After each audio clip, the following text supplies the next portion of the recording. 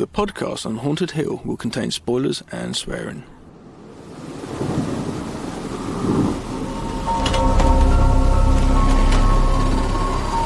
I am the devil, and I am here to do the devil's work. Please help us, Michael. Be one of us. I didn't tell you my name. Hang up. I didn't tell them my name. They're all part of it. They're all part of it. Come. It is time to keep your appointment.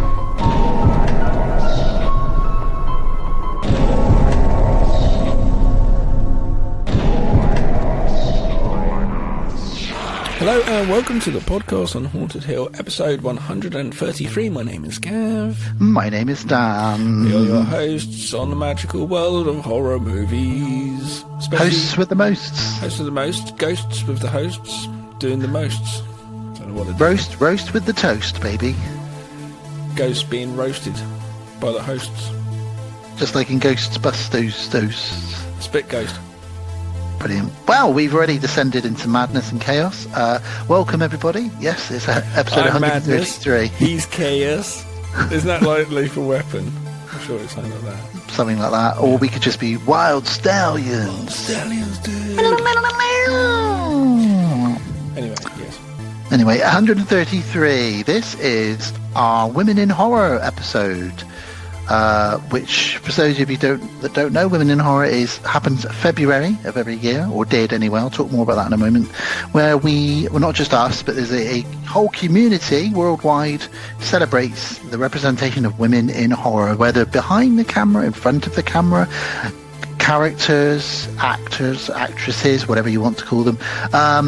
Even if just the gaffer on set or the coffee person, whatever it is, if it's a woman working in the horror industry, that's celebrated in Women in Horror. So we did this last year and we're doing it again this year. So we have picked two movies, haven't we, Gav? Where women are at the forefront or the pivotal point of the horror, which happens a lot in horror films. But these two films specifically that we've picked, they are women that you should not have underestimated. No, absolutely not. Yeah. So, Gav, what have we picked? It's your John Wick-esque, isn't it? I like those. I've always... That story, that's why it's so popular when John Wick came out, and there's like John Wick 4 now, and probably like John Wick 99 at some point. Yeah. That story of that whole, like, everyday person, but actually we find out, oh no, it's not them, it's John J. Rambo. You know, I know obviously he was coming back from Vietnam and he was a military person, but he's not. They didn't know he was the badass he was. We've always loved that story. So this is the same sort of thing in the female form, isn't it? Yeah, well it is. You're right, we've always loved the underdog. I love the original Karate Kid movie, but that was different. There's a certain type of movie, like you've just described, where people fuck with the wrong person, and that person... John Wick's perfect example. Yeah, exactly. You kill this guy's dog, oh shit, don't you know who this guy is? What do you mean? This guy is like the Keanu Reeves. There's 4 films later, he's still taking people out. So and that's flipped even more so because women are often seen as the fairer sex, I use air quotation, or weaker, as they were always seen. So to have these two movies, which are going to be You're Next from 2011 and The Hunt from 2020, where there's a woman thrown into a very violent, perilous situation in each of these. However, what we find out about the midway point or a bit earlier with both of these movies is these women are probably the baddest people in the badassiest. Is that a word? Badassest people in the movie. Yeah. And those are the movies we're covering. Yeah, cool. You're Next. And that whole movie with women, obviously, because you did have the odd thing here and there, revenge flicks of the 70s, the sort of the rape revenge flicks. But I mean, the other thing you did have, I suppose, like Pam Grier in blaxploitation movies like Foxy Brown and stuff like that, being a strong female character in that sort of early 70s. Trying to think other things. I suppose you've got Sigourney, which was late 70s, the end of the 70s. So there was, I wonder what was the first sort of portrayal of that lady who was just kicking ass. I'm sure there would have been one many moons ago, because it's just another story to tell, isn't it? Really, so I'm sure it would have been picked up. People didn't want to, specifically male audiences didn't want to see the woman win or be the hero or the main character actor, especially in the days of like John Wayne and all these kind of old school cowboys. But you're right, there probably was one at some point and everyone sort of went, oh, that was all right actually. But I think with the thing with the blaxploitation movies is, sadly, a lot of that was still exploitation. They were still getting their boobs out, it was still seen as sexual objects, but at least Pam Grier was going around kicking ass. But it's all changed for the better, and that's why Women in Horror Month existed. So before we get into all of that and Women in Horror, etc., let's talk about what we've been watching. Let's talk about any news and find out how the other one is. Gav, how are you, my darling? Fine. Did, like I was saying earlier, did have my catalytic converter stolen off my car, which cost me about £700, and that was a little bit frustrating. Apart from that, I'm alright. We've been prepping. Segue! We've been prepping a lot of this Star Wars movie because we're in the middle of the crowdfunder. So this episode is going to be dropped. We're still in the crowdfunder. Please, if you've got something, just throw it in there. I hate to sort of do this. I hate it. Yeah, but that's what Kickstarters are for. But it's going to be such a good film. If you like Star Wars and horror, basically, you're going to enjoy what we... Or us. You're going to enjoy the film, I think. We're really working really hard behind the scenes. It's the hardest we've worked for a while on a film. I'm not saying that we don't put this effort into the other films. Seems to be like a lot of shit to go on here, like especially just the costumes. I know Ben's continuously working on it. It's quite funny. Ben, he's our director of photography. He's just been playing tattoo artist on the Amy Winehouse film, and also he's there as a tattoo consultant as well. Amazing. Yeah. So he said, he goes, I was chatting to him the other day because we had a meeting, and I was like, how's the shoot going? He's like, yeah, it's not bad. We had to do a bit the other day where it's right at the end of it. I just thought I'd finish. He said, oh no, you've got to do another bit now. You're going to sing an Amy Winehouse song. He's like, what? And he had to sing an Amy Winehouse song, and they filmed him. Okay. It's probably going to be like a montage thing of all the people in the movie or something at the end, I don't know. Yeah. Something like that. But I was like, that's so funny. But yeah, we've been working really hard on that, and that's what I've been doing most of the time, really. And getting into a bit of DJing again, which has been quite nice. How's you? All good with me, apart from, as I said to you off there, my house is just a sick bug fest at the moment. My twins are on their third week of chicken pox. They got it separately from each other, so as one was getting better, the other one picked it up. And my wife now has tonsillitis, so I don't know what I'll be struck down with in the next week or so, but hopefully nothing. But yeah, I've just been looking after everybody in the house. And still finding time to watch films. Segway! Yeah, well done. Finding films to watch for the podcast, and especially as we only recorded very recently. Yes, so segue, something that I've been watching and I thought I might finish before we recorded this episode, but I haven't. But I've been meaning to get around to it since it dropped, and that is the Netflix show called Midnight Mass, which I know everybody was talking about when it came out. It's only 7 episodes, about an hour each episode. It can be easily binged, as you did. Mike Flanagan directing, and I think wrote it as well. And I won't give anything away, because if you haven't seen it, it leads you down an avenue, and then I'll stop there, But it's easily the best thing, in my opinion, that Mike Flanagan's done, and I still have 2 episodes left to watch. It's compelling. It's got a lot to say about religion and faith and what we as a human race think happens to us after we die. It's very thought-provoking, but also some fantastic characters. It gives me a bit of a Twin Peaks / Salem's Lot vibe, in that it's a very small community with weird goings on. I'm really enjoying it. However, the last 2 episodes could be shit. I Mike say in the next episode, forget everything I said, it was awful. I don't think so. I think I remember it being pretty damn decent. It took me a couple of episodes to get into it, but I do remember really enjoying the whole religion question and answer thing going on there, and different metaphors and things going on. I quite enjoyed that. Well, or my interpretation of it anyway. I enjoyed.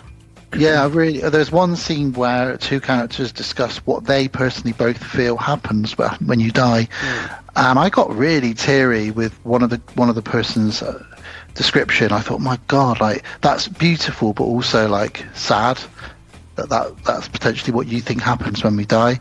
Just really well written stuff, really thought provoking, and it's going to stay with me, I think, for a few weeks after I finish watching it. Okay. And the characters, the actors are fantastic in it, especially the priest. I just want to listen to him all day long. I want to join his congregation, Gav, and sing. Yeah, it's not something I'm not going to go back to. I definitely will watch it again at some point. Absolutely, I thoroughly enjoyed it. But like I said, I didn't say. I said it before in the podcast. I struggled with the Haunted Hill one. The very first one, the Haunting of Hill House. Both those. He did some haunting ones. He did the Haunting of Bly Manor was the second one. I didn't like that one very much at all. The first one I thought was fantastic, but was not a fan. I think why you would probably not like jumping back and forwards. So, and also I can't. My mind can't keep up with it. It's also got hidden layers in each scene. There's like in the corner there's a person peeking out from under a table, and it's these kind of things that people want to go back and rewatch it. And I know that you're not always into that as much. You want it just handed to you. There it is. That's the story. If it's brilliant, then that should be enough. And I get what you say when you say that. But this is, like I said, Flanagan's, in my opinion, his best work so far. And I actually think he is going to go down as one of the best new, and I say new, he's been in the game for a while now, but he's definitely one of the best new horror directors. You know, he's a very talented writer and director. Well, he's a filmmaker. When a film of his is going to be coming out, or show, your ears perk up. Yep. Funny enough, interestingly, it might even be Jamie who said it one time, possibly, I'm not sure. But I found at a charity shop Ouija 2, which is directed by him.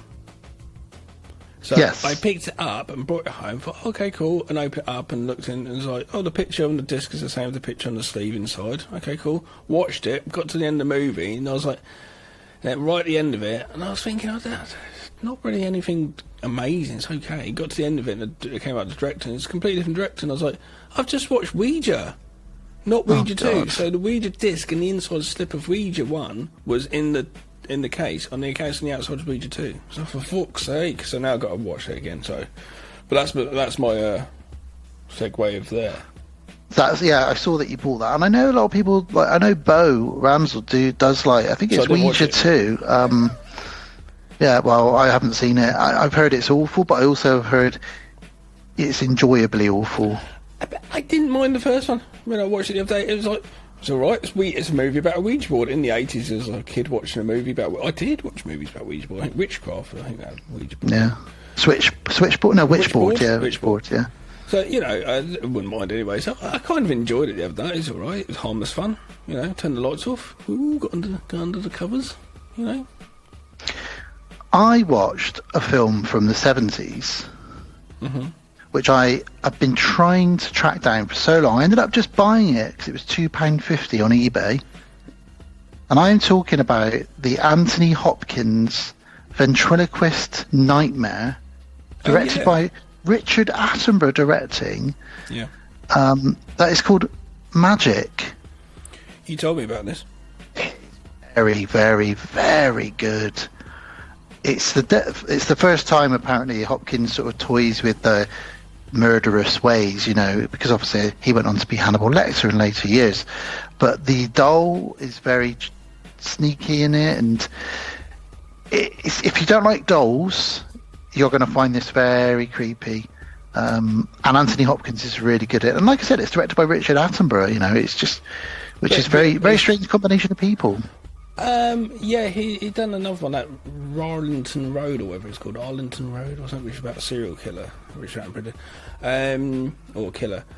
Yeah, very good, sort of early, young British, hungry pedigree there. Also stars Burgess Meredith. Who's that? I know, I recognise. Penguin from the 60s Batman, also in Rocky. But yeah, great movie. In fact, I've been tracking down some old movies I've not seen before. I actually got around to watching a movie which I know a lot of people really love, and it's Dagon from 2001. I had never seen it. Yeah, it's been in my DVD collection for many years, and I have seen it a few times, but not for many years. But I am, in the past couple of years, been doing these H.P. Lovecraft short films and stuff. Do mean to keep back onto it. I always enjoyed it as like this little place, like a sea place, not many people there, and it's all a bit weird. How was it for you? Yeah, I really enjoyed it. It's directed by Stuart Gordon, for anyone that doesn't know, and obviously, like Gav's just said, it's based on an H.P. Lovecraft story, or a couple of H.P. Lovecraft stories merged into one. No one famous in it, which is why I think it's quite easy to just fall into these characters, because you don't have any preconceived ideas. Exactly as you said, a couple get shipwrecked just outside of a little Spanish island, and they go to the village, the fishing village, and there is some weird shit going down. Similarly to Midnight Mass in a way, it's all to do with religion and worshipping someone or something. And if you like your tentacles and your fish people and some weird, crazy, almost fish sex stuff, then Dagon is for you, because I was watching it like I didn't expect it to go down some of the roads it went. I need to watch it again then. There was some skinning in it. Yeah, I remember skinning. It's the old fella, isn't it? It's actually really incredibly graphic at times. And the ending was just like, okay, tentacle rape. Wow. There's something with it as well where it's like the production isn't super high up there, and because it's that Spanish as well, where it's the setting and that, and the production's obviously different, and like the camera would have been not. It's not a Hollywood movie type sort of thing. Yeah, it feels very European. But that kind of gives it that little bit more grime to it. If I didn't know it was 2001, I would have said it was probably more like a very early 80s European production. Mm-hmm. Yeah, you're right. It doesn't feel polished, but that really adds to it, and it adds to the gross sort of fishiness of it. And when you're there, it's also a little bit like Who Could Kill a Child? That movie, because it's shipwrecked people sort of on an island and everyone's dead. Well, not shipwrecked, but they're there. Oh no, I think they are shipwrecked. Anyway, good movie. I'm glad you watched that. Yeah, really did. One last one, if you don't mind, and then I'll ask you if there's anything else you've watched. I don't mind. Is another one from the mid-2000s called Reeker, which again, it's been on my list to watch. And I actually went into this thinking, this is probably terrible. But then I read some reviews just before I watched it, and everyone was saying it's really good. It's got a good cult following, this movie, and I watched it, and it really does. It's about a thing in a gas mask that you smell before it attacks you, and this is before A Quiet Place or any of these sort of movies that have that gimmick. It's because it's a smell though. It's called Reeker. I know. Doesn't sell it, does it? What was it going to be called? Stinker. You could have called it that. What's that smell? Smelly. Farty. Yeah. But it's really good, and what really did it for me is it's a bit like Final Destination crossed with. In fact, it's exactly like Final Destination crossed with Jeepers Creepers. Group of kids stranded in a desert motel. Something's picking them all off one by one, but the deaths are like Final Destination, and there's a real twist towards the end, and really incredibly gory as well, and some good, actually really good effects for 2005. Some good stuff to do with like beheadings and stuff. And I actually watched the sequel as well, which was surprisingly actually not bad. Just the same story but done with different people, but it's a sequel. But it wasn't bad. If you haven't seen it, then watch Reeker 2: No Man's Land. Speaking of sequels, I did pick up the other day, and I thought, oh fuck it, I'll watch it anyway, because I like Texas Chainsaw Massacre. I like Texas Chainsaw Massacre films. I like that whole group of kids out in the middle of somewhere and they get killed. I don't mind them. I like them too. Even the shit ones, I sort of watch it once in a while and go, "God, that was awful." But I didn't mind it in the background while I'm doing stuff. And I watched which one was it? Texas Chainsaw, the one with Scott Eastwood as the cop in it. It's the one that says, "Do your thing, cuz." Right, is that the one where the camera pans in through the back of the head? And No, because that's I prefer that one. That's quite a good one. That's the original remake, isn't it? If that makes sense. It's so hard to keep up with the names of them. This one's supposed to be the one which follows on from the original. Right. Okay. I get confused because there's Texas 3D, then there's Leatherface. But the one that one you mean is quite a good one, and that's got that dude who's the sheriff who is, hey, you guy, and that guy. The guy from Platoon. Yeah, he's not Full Metal Jacket. Full Metal Jacket. Yeah, the Sarge. He's a sheriff in it. That's a pretty decent Texas Chainsaw Massacre. I don't mind that one. But no, the one that I watched started off all right. It had that sort of stuff in it, but then it just kind of and it's the girl who she comes back and she's Leatherface's cousin, and she's inherited the big mansion. I remember that one though. I do remember that one though. And she says, "Do your thing, cuz." Oh God, yeah. And it was just like, when you all sat there and you sat in the script saying, "Oh, I know what'd be good. Do your thing, cuz." It's not. I tell you it what, doesn't sell. It doesn't. It's not good. Let's not have that. No, do your thing, cuz sounds brilliant. It doesn't. It really doesn't. For anyone that doesn't know or didn't hear Gav and I mention this about 6 months or so ago, we are both big fans of that Texas Chainsaw Massacre movie that dropped on Netflix last year. Yeah, totally didn't mind that film. Really enjoyed it. Thought it was all right. Yeah, didn't mind it. Yeah. That's the thing with Texas Chainsaw Massacre, they come and go, and it's like you get a good one, not so good one, an all right one, not so good, Yeah, and I just don't mind that whole, like, out in Texas, so it's all hot and sweaty, and there's a group of kids, and they're getting slaughtered by someone with a face on their head. And a chainsaw. And a chainsaw. Come on, let's just watch it, fuck it. Let's stop being so fucking opinionated in life and just enjoy ourselves. We'll be dead soon anyway. The last movie that I watched is a sequel as well, and it's a brand new Marvel film. Yay! Ant-Man 3 Quantumania. Oh, has it come on Disney yet? No, it won't be out for about 6 months on Disney. Oh, really? Yeah. Just hit the cinema. I don't mind. I did watch the first one. The second one, I just couldn't tell what fucking happened. But I don't mind it because it's Paul Rudd. I don't mind him. Who doesn't love Paul Rudd? Do you know what I mean? The man totally. could... So I will watch it, but if the next day you say, how was the movie? I can't remember any of it. Well, the baddie in it is phenomenal. The next Thanos, basically, for the next 2 years of Marvel movies, and he is phenomenal in it. I won't say any more because with Marvel films you can't really talk about them without spoiling anything for anybody. So if you enjoy the first few Ant-Mans, you'll enjoy this one. If you enjoy Guardians of the Galaxy, I think you'll probably enjoy this one as well. And if you like Marvel movies, then you'll like this one as well. Although it's not getting great ratings on Rotten Tomatoes, but the Ant-Man movies never do. They've seemed to slow down Marvel, haven't they, now? Well, the thing is, they've got Disney Plus, so they do 1 or 2 films, then they do a TV show on Disney Plus, then they do a film. That's probably better though than just churn it. Oh, I know for you guys, you probably like it. For me, as an outsider, it was just it's hard to keep up with. Dominated the cinema and be like, oh god, not another fucking super. I know they've got. It's just a bit like, They've got 2 more this year hitting cinemas. They've got Captain Marvel 2, and they've got Guardians of the Galaxy 3. And that's it this year. So yeah, you're right. They haven't slowed down. They'll probably drop in about 5 films a year. It's the same as Star Wars. The first one's come out like Rogue One, and that first one, you're like, oh, this is really cool. Get it back into the world of Star Wars. Then all of a sudden, it's just here's me making the bloody short Star Wars films. But it just got too many. Do you know what I mean? Too many films. It was just a bit like, oh my man, like come on. Too much quantity, not enough quality. Gav. And I would rather that. Yeah. That's exactly it, isn't Less it? is more for me. It always has been, because it's too much for me. It's just a bit like, oh, there's too much selection. It's like, I expect everybody has it now. Let's watch a movie. Okay, what should we watch? What's on your list on Netflix? Okay, let's put up my list. No, I don't fancy that. How about your Prime list? Oh, let's have a look at that. How's your Disney list? Oh, let's check that out. What do you reckon, Shudder? Oh, let's have a... And then 2 hours have gone, which is the length of a movie, and you still haven't watched anything.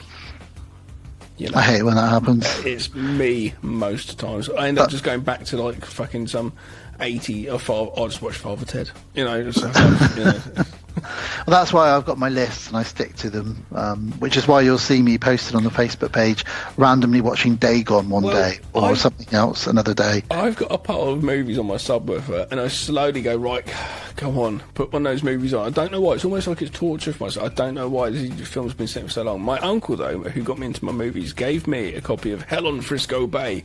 Only because I've been to San Francisco a couple of times. So I watched it earlier and he ordered me a Blu-ray copy. starring Alan Ladd. I know I've heard the name slightly, but this is a completely different generation for me. I have no idea. I'm sure American viewers may know more with Alan Ladd, possibly, but over here, do you know? I've heard the name, but I don't That's know. exactly it. And I watched Hell on Frisco Bay, and it was very much like a, hey, get over here, Shay. It was very much that sort of thing. It was these gangsters. I'll pay you money. Oh, no, you get over here. And it's all like that. And I finished watched it just before we came on. And it wasn't too bad. Some parts were a bit boring. But it was that whole gangster thing. And like punching fights like Batman. I love Batman, that sort Yep. of thing. And it was kind of, it looked very much like a Hitchcock film, the way it's coloured and the dresses and everything. It was a random movie, but yeah, I watched that, so I'm getting through my list as well of films to watch. A little pile of DVDs and Blu-rays. A little pile. Anyway, let's stop talking shit. Shall we get on with this? Yeah, let's get in talk about women in horror, and then you and I are going to have a quick chat about people that jump out at us, women that jump out at us when we think of women in horror. When I'm walking down the road, they jump out behind hedges. They and scare jump out me. and they stop me. Why have you done that? So, do you want to take a break, or do you want to jump straight into that? No, we can just do this. Then let's do this, and then we go into a break for the trailer for the film. Brilliant. So, just to recap, Women in Horror Month actually is weirdly no longer happening. Although it blew my mind because I just thought it was a thing for us just to appreciate women. I didn't know there was any more of it, and I was just thinking, can we just keep doing it anyway? Because well, it ran for 13 years. It started in 2008. And if you go to womeninhorrormonth.com, that's their website, but there's not much on there anymore now because they do feel, and they did release an announcement, they do feel that they've raised enough of an awareness that it's now just in everybody's mind all the time.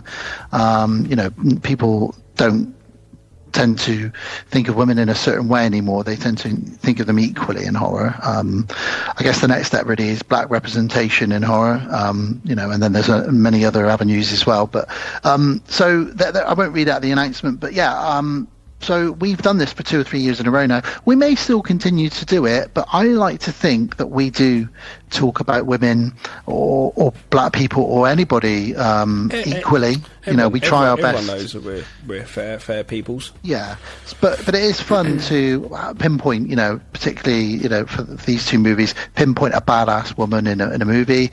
Quite rightly so. Women have their place, and I've got to say, I've always loved the fact. Sorry to interrupt. I always loved the fact that we've had a final girl. Oh, me too. You took the word right out of my mouth. I was just about to say the same thing. It's and it was recognised, and it became a staple, and now it's a thing. So, like, ladies will always get their comeuppance. It was almost like a negative, wasn't it? It was almost like, oh, the virgin's going to be the one that survives. But people then started realising that was the one that the audience were looking at, going, go on, you can do it. Get away from the, Jason Voorhees or whoever it is. And actually, over the years, that became like, I was a final girl in this. It's interesting because it was like, because like everybody would be watching a film. Are we going with Halloween as like the first sort of? I know there's going to be Black Christmas, and we could get into all that. But we could say Halloween would be like a very good candidate of the first sort of. Yeah, I think so. She's definitely probably because of the sequels. How good is that though? Because still then, in very sexist time, especially for the 80s, and women even with rape and stuff like that would come across as just almost like not a joke, but not serious offences and sexual offences and all these sort of things. Like nowadays, we're obviously, good. We're in a normal, almost normal society. So those things then in the 80s and that still wouldn't have been as serious. Do you know what I mean? It wasn't just a bit like, oh, it's only Bobby, he likes to show himself, well, don't worry about him, that sort of shit. But it's nice, though, when watching the movies, the audience members were going, no, we want the lady to actually fucking, kick ass, kill the bad guy and win, or the bad woman, or whoever it was. But we have a woman, and they wanted to root a woman, even though outside the cinema, women weren't respected as that still at that point. It's quite interesting that was like something people wanted. It's almost like we're like saying inside the cinema where we can shut the doors from outside world, go, oh great, this is what we want. This is what we want. We want Well, this. the other clever thing that they realised with slashers in the early 80s, as they became more and more common and more popular, is there is a percentage of women going to see them. So those women would actually be rooting for that final girl. The guy, as well as the guy just loving all the boobs and the gore, the girl is with them. It works. Yeah, it works on both levels. Yeah, but you don't normally get the final girl showing her boobs. Exactly. Yeah. It was, as we know, show your boobs, do some drugs, have sex, you're going to get killed. Every time. So that wasn't so much, but yeah, I guess that would have sort of the box office takings would have sort of paved way to going, oh, there's a formula, let's stick to this formula. But good, rightly so, the lady wins, you know. So, I completely agree. And women in horror is, I understand why they're not promoting it as much anymore, because women in movies generally are much more prominent now and considered much more equal. Pay is more equal. There's female directors, particularly just talking about horror genre, there's female directors that are really well known now. There's a ton of actresses or actors, female actors, still doing their thing that everybody loves. People coming in all the time oh, look, she's in it, oh, it must be good. And what I'd like to do, and I know you've got a little list as well, is just run through, when I think of women in horror, just run through a very brief, just 4, 5, maybe 6 people list of people that pop into my head, or characters that pop into my head when I think of women in horror. So if you're cool to do that, do you want to trade backwards and forwards? Do you want to do it that way? Also, very quickly, jumping back to the Star Wars thing we're doing, last night we had a casting meeting for the female lead in the film. Oh, you did, yes. And it's really interesting to do that, because obviously all the candidates, there were some really strong women coming in from that, and it's really hard then to decide who's the right person, because we need some vulnerability to them as well, and not be too strong. So there was this one woman who was so good and so strong, it's like, we need her in the film. So she's like, watching this, amazing. And she's been in some bits and bobs, and we're like, that's amazing. But then we're like, she's too strong. It's too much. It's like, and she's possibly a little bit older than we envisioned. We need someone a little bit younger to have that vulnerability as well. But it was funny though, going, oh, that's too much. We've got to pull it back a little bit, because we need to, obviously they can play that as well. But it was interesting to do that, actually. So it's quite funny we're sort of doing this episode today as well. But that's good timing. We go back and forwards. Now, you only sprung this on me a moment ago, so I had to try and do my best. Now, I've come up with 3 people, real-life people, and a couple of characters that I like in movies. So this is for you personally, and when I come to mine personally, this is who pops into your head when you think of women in horror, your favourites or people that just pop in. So you go first. You hit me with your first one. It's a bit obvious. It's Jamie Lee Curtis. It's got to be, hasn't it? Laurie Strode.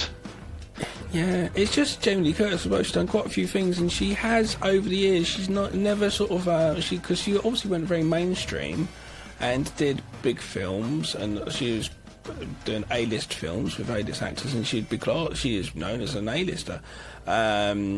She stripped for Arnold Schwarzenegger in True Lies. My kids and I we were down on a holiday, and it's like a little caravan. The only thing on TV was that, and that came on, and that dance came on, and they were kind of younger, the girls. They thought it was absolutely hilarious. I remember you saying. Yeah. But with her, she's never been one to shun away from horror. Like the fact that she's still done the Halloween movies recently, and through her career, she did Halloween H2O and stuff. She never kind of, do you know what I mean? Never said, "Oh no, I'm too good for that." She who is that who did that? There was a lady who kind of shunned away from. I think it's possibly Thingy who was in Scream. Neve Campbell? No, the other one. Her friend. Courtney Cox. No, Neve Campbell's friend in it, Sydney's friend in it, the blonde-haired, Rose McGowan. Yes.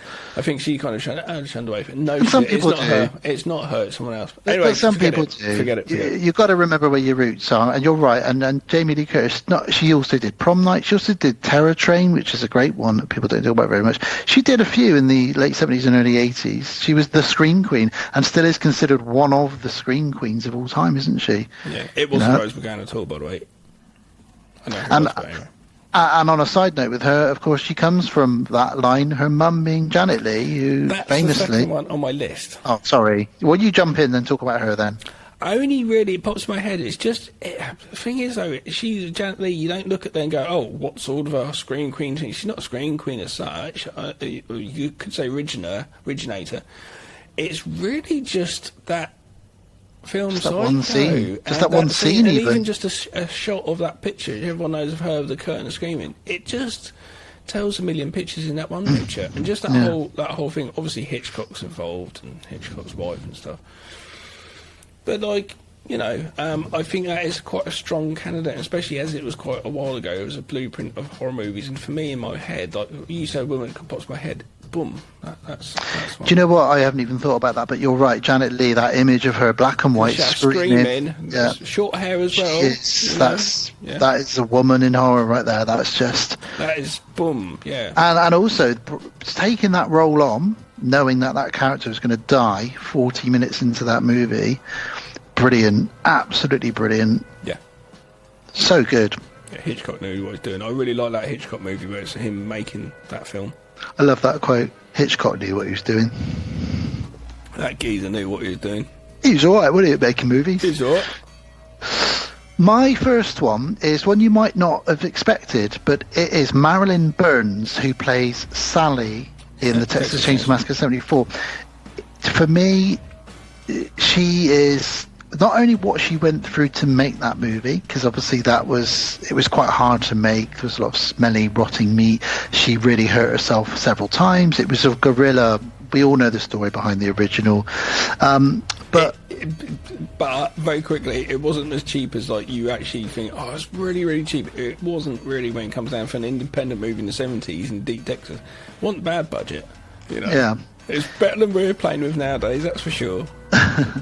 But something about that character might not necessarily spring into a lot of people's lists, but I just think the amount of screaming she does, she earns the title Scream Queen.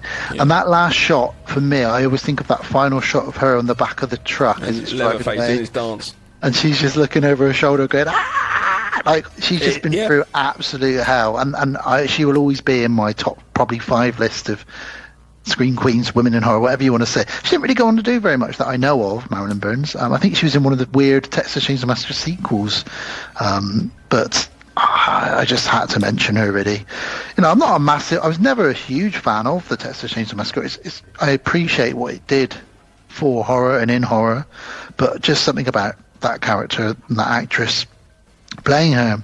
So, Gav, on to your next one then. Yeah, I've just added a couple more, actually. Of actual people, before we get into characters, Alice Lowe, a UK actor. I haven't seen all the films that she's done, which makes it not very good. And Sightseers, I don't think is a brilliant movie. I don't mind it, actually. The second I watched, after watching it recently, I didn't mind it. She's in Sightseers, if you've seen it, Ben Wheatley movie. She made a movie called Prevenge as well. She's been in some Black Mirror stuff. I really like Revenge. Yeah, she's been in loads of bits and bobs. And I don't know what it is with her. I feel like because she's done a bit of TV as well, like I said, with Black Mirror and other bits and bobs. She did that doc, what's it called? Marenghi. What's he called? Oh, Garth Marenghi's Dark Place. Which I'm going to see live next month, by the way. Oh, wow, you lucky man. Mark messaged me and I was like, I need to get on it and watch that. Anyway, she did that some of that as well. I don't know what it is. She seems to be someone who doesn't mind dipping into the world of horror as well. Do you know what I mean? And she's good at it. Yeah. The dark side of stuff, and it's not bad. So, if a UK person pops in my head, I thought I'd represent her. Nice. Well, it's good. We're talking about, obviously, you know, we've obviously got to have Jamie Lee Curtis, but the other people on our list so far are people that aren't often discussed, and probably my next one is one that isn't often discussed, and that is Jess from, we talked about, Black Christmas, 1974, again, 74. Hello! I love every Christmas I think says, oh God, it's just you saying hello in that high-pitched voice, isn't it, every time she said, have a drink, every time. I don't drink anymore, you know. But hello. But I love probably a lot of people say is the original slasher. I love her character in it. It's a great movie, and that's part of the reason I'm including her, just because it is a great movie. But she's a great character. Her arc that she goes through, and all the things that character goes through, is very unique for not in the mid 70s, early 70s. With the abortion and all that kind of stuff that's discussed. Well, that film's very, very, very, very ahead of its time. Incredibly ahead of its time. And I just think it's Olivia Hussey that plays her. I think she's phenomenal, and I love her all the way through very that beautiful film. woman as well. She is. She's gorgeous, and it's just a great movie. Literally the other day, there was something came up and it said Nash or something, or I saw something Nash, and it made me think, you've got it wrong, Nash. That's coming from the house, not going to. Nash, you idiot. And I thought, it just popped in my head. All right, I'll go with another person. Mary Elizabeth Winstead. Yes. No, she is definitely someone who is a name. When I see she's in a film, I watch it. No matter what, I watch it, because I know she's got most of the time she picks good horror films. Most of the time. Do you know also she's in like a sort of trip hop sort of group? No, I did not. Amazing. Did you not know that? Tell me more. Danny Automator produces her stuff. What? Yeah. I love her even more now. So you can check out stuff on Spotify. Danny Automator and Mary Elizabeth Winstead. They're a group called Girl or something like that. I love her even more now. You've told me this. Yeah, check it out. She's talk to me about her. Talk to me. She's just a face that kind of kept popping up again in horror, and it's just like not bad movies. There's like that Thing, Alien vs Predator. Sorry, the Thing prequel, Planet Terror. No, not Planet Terror. The other one, Death Proof. She pops up in that, and she's just one of those women who's in a lot of movies, horror movies. But if, like you said, if I knew she is leading it, I was like, oh, she can lead a movie. I think the Thing prequel is a great movie. I'm a big fan of that film, and I think she leads that film very well as well. What do you think? Do you like her? I really like her. Yeah, I think she's fantastic. There's something very watchable about her. Yeah. She has that last girl strong type. I think what helps with her is that most films she's been in, I remember liking. Yeah. As well, that's I'm a bit biased, but I do. Yeah. No, I really like her. I do think she's great. Absolutely. What have you got? I've got a character, an actress or a character mainly. It's the character more for me in this one, because I don't know much about the actress. But I'm talking about Sarah, the final girl from The Descent, 2005's The Descent. Oh. I think she is brilliant. She's played by Shauna McDonald, and she is a badass. She fights all the way to the end. No matter what the obstacles are, no matter what the underground creature troll things are, and the tunnels caving in, and her friends betraying her and being left. But I love her character all the way through, and I love that at the end of that movie we don't know whether or not she's escaped or whether she is trapped forever in her own madness. But there's something about her at the end when she's covered in blood and she pulls herself out of the earth like she's being born again, and it's got that sort of Carrie vibe to it as well. Yeah. Just wonderful. I think she's fantastic. We covered the Descent, didn't we? Both fans of it. Neil Marshall movie, one of his first. The Descent, yes, absolutely. Yeah, so just wanted to mention Sarah from The Descent. That's somebody more recently who I think of now when I think of horror, a newer person. That's funny that you'd think that, actually. Yeah. Who is your next one? Barbara Steele. Oh, of course. Barbara Steele is an actress who has been in a lot. She's been in a lot of stuff. She does about 50 films a year. She just shows up for 5 minutes in some of them, doesn't she? Yeah, she's been lots and lots of bits and bobs. But she is known for me, it's stuff with Mario Bava. It's like Black Sunday. Yeah. But she's in Shivers. She's been in a few bits and bobs. I don't know, that she has a certain look, and I would say she's in Piranha. I'd say she's not necessarily a scream queen. Didn't scream much. If anything, she kind of kept quiet a little bit, and But she's been in loads of stuff, so I'll definitely put her as a lady in horror. Yeah, and she's a name that sells a movie. You could make a really shit low budget film and pay her to cameo in it, which people do all the time, believe it or not. We know that. And her name on the poster will make people go and see it. It's happened to me, that movie Beyond the Gates, is it? Or the one about the board game. Yeah, no, I've watched that movie 2 or 3 times, and every time I watch it I think, I think I like this because she's in it, and then I remember, oh shit, it's not as good as I thought it was. She was an extra in the 39 Steps. Wow. 59. Alright, what else you got?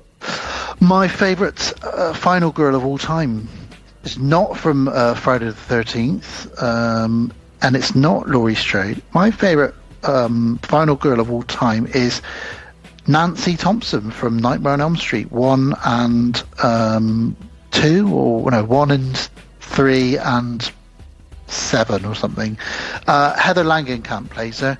I just absolutely love her. I love how determined she is to beat Freddy. She eats raw coffee. She watches her boyfriend get turned into a blood fountain.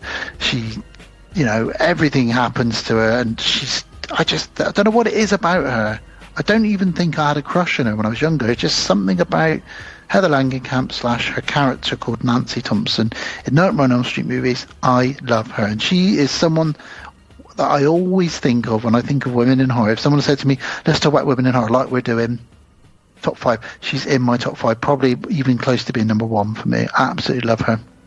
Okay, I've got one more actual actress, and then I've just got a couple of mentions of some characters I'd like. Go for it. What's your next one? Edwidge Fenech. Oh, a name. This was somebody that was in Italian movies. Ah, very good, very good.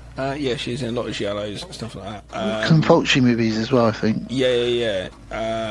She's just a face which was definitely in horror and quite a lot. She actually she was an art class professor in Hostel Part 2 as a little bit of a little cameo.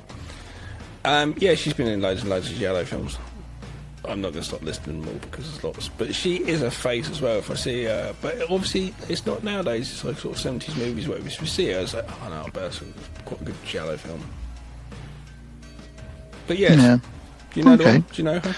I do. I definitely know her. The name, I picture her, but I didn't always. I'm not as familiar with her, but I do know the Italian movies that she's been in. Some of them, anyway. Yeah. For sure. Yeah. All right, and now I've just got a couple of characters. Sidney Prescott. Ah, she was my next one on my list. Oh, sorry, I thought you'd finished. No, it's fine. It's all right. I got a couple more, but no, that's fine. Neve Campbell, more specifically for me, because I also really like The Craft, as you know, and there was a period where I thought she was going to be the next Scream Queen because she was in Scream 1, 2, 3, 4, probably 5. I haven't seen it yet. Yeah, but she's also someone that sort of played safe to home, though, isn't she? A little bit. She's not. I don't think she's like someone who really wants to. I don't know. I know she does fan conventions for Angus, but I don't know if she's really. Maybe she got someone who's a bit too stereocast when he's doing the Scream, but then again, she could have had other movies like that, I suppose, playing that sort of character. I don't know. I think it's just someone who just probably didn't want to do that and get pigeonholed. But I agree with you. Sidney Prescott, the character, is definitely someone that should be talked about when you're discussing female representation in horror. What's a pigeonhole? It's like a stereotype. So if you're getting pigeon. No. Oh, what is a pigeonhole? Yeah. Well, if next time you see a pigeon, ask it to turn around, and you'll see its pigeonhole. Is that? You had to go there. The pigeon glory hole. Hey-oh. Don't get pigeon glory holed. No, I don't want to. Ugh. Pecking away. Anyway, Sidney Prescott. Yeah, tell me more. It's just Sidney Prescott. I'm just a big. I don't know. I have this massive love and fondness for Scream. It's whatever it is, and Sidney Prescott is just. Don't know, that name and Scream and everything about it just brings back good memories for me. And yeah, I guess it's not really Neve Campbell. I think it's the name Sidney Prescott. The character. Fair enough. Yeah, I'd say it was more Sidney Prescott for me, for sure. Than Neve Campbell, yeah. Or it's not Neve though, isn't it? Isn't Nev Campbell? I've always said Neve, but I'm not sure. I think we've had this discussion before, actually, on the show. But I definitely would tangent to The Craft, me personally, as well, because I really love that. In fact, all the girls in that are great, but especially, well, obviously Veruza Balk, as has often been discussed with me. But I still don't get the attraction at all. I think she is weird looking. She I is don't all get for it. me. Don't you worry about it. It's weird. Someone, Don't look I at her can't as remember who, attractive at all. someone once described her as a were piranha, and I agree and love her even more for it. Yeah, I'd go with that. A Beautiful. naked were piranha. I love her. As in, like, I mean, hairless. She reminds me of all my crazy exes mixed into one. Why is that good? What, all the good bits or the bad bits? All of it. It just sounds like a big pot of hassle. On crack. Oh, God. Okay, well, let's get away from my exes. You got another one. Have you finished? I've got one or two more. Oh, no, you go. Okay, one that we have to mention, and I'm not going to mention Linda Hamilton because I don't really consider. No, but I'm still going to say Ellen Ripley, Sigourney Weaver. People think of, but I don't really think of Sigourney Weaver as a final girl or as a horror icon. But Ellen Ripley, definitely, man, absolutely, especially in the first and especially in the second one. Like, talk about your final girl fighting back. Jesus, just seeing her with that flamethrower. Her just doing the robot with that big machine. Get away from her, you bitch! Amazing. You almost sound like a robot then. Thanks. Get away from her. What's the other one? I want to be the last person. You want to get the last word, don't you? So Sigourney, and also we have to mention that Sigourney was in Ghostbusters as well, you know. But my last one is... come on, if you want to go down that route, Sigourney's been in a couple of bits and bobs. There's that quite good one, that killer one, where she's a serial killer comes after her. Oh, yeah. I know that's kind of your 90s thriller, but she's not locked out of horror. She's always she's again never sort of shied away or been a bit like ugh, like the Oscars might. You know? Yeah, if there's a good script. Well, my last one for me again. Whenever I think I wonder if I'm going to go. Yep, that's mine. So it's the character Susie Bannion from Suspiria. Oh, not mine. Okay. The original Suspiria. Just the image of her on that poster, screaming, holding the knife in her hand. But her character, her big eyes, Jessica Harper, the actor that played her, her big eyes, and just this weird nightmare fairy tale that she goes on as soon as she joins this ballet school. And as I've said before, Suspiria is one of my all-time favourite horror movies of all time. And I just love Jessica Harper in that. I've seen her in other things, but her as Susie Bannion all the way through Suspiria, original Suspiria. That was my last one, who I think of when I think of ladies in horror. I'm gutted that you weren't there with me and Andy when we watched Suspiria in the church for live music. I'd love to have seen it. Yeah, that was fucking cool. The church seat was fucking uncomfortable, though, I can tell you that. My last one, and that's me having the last word, is Annie Wilkes.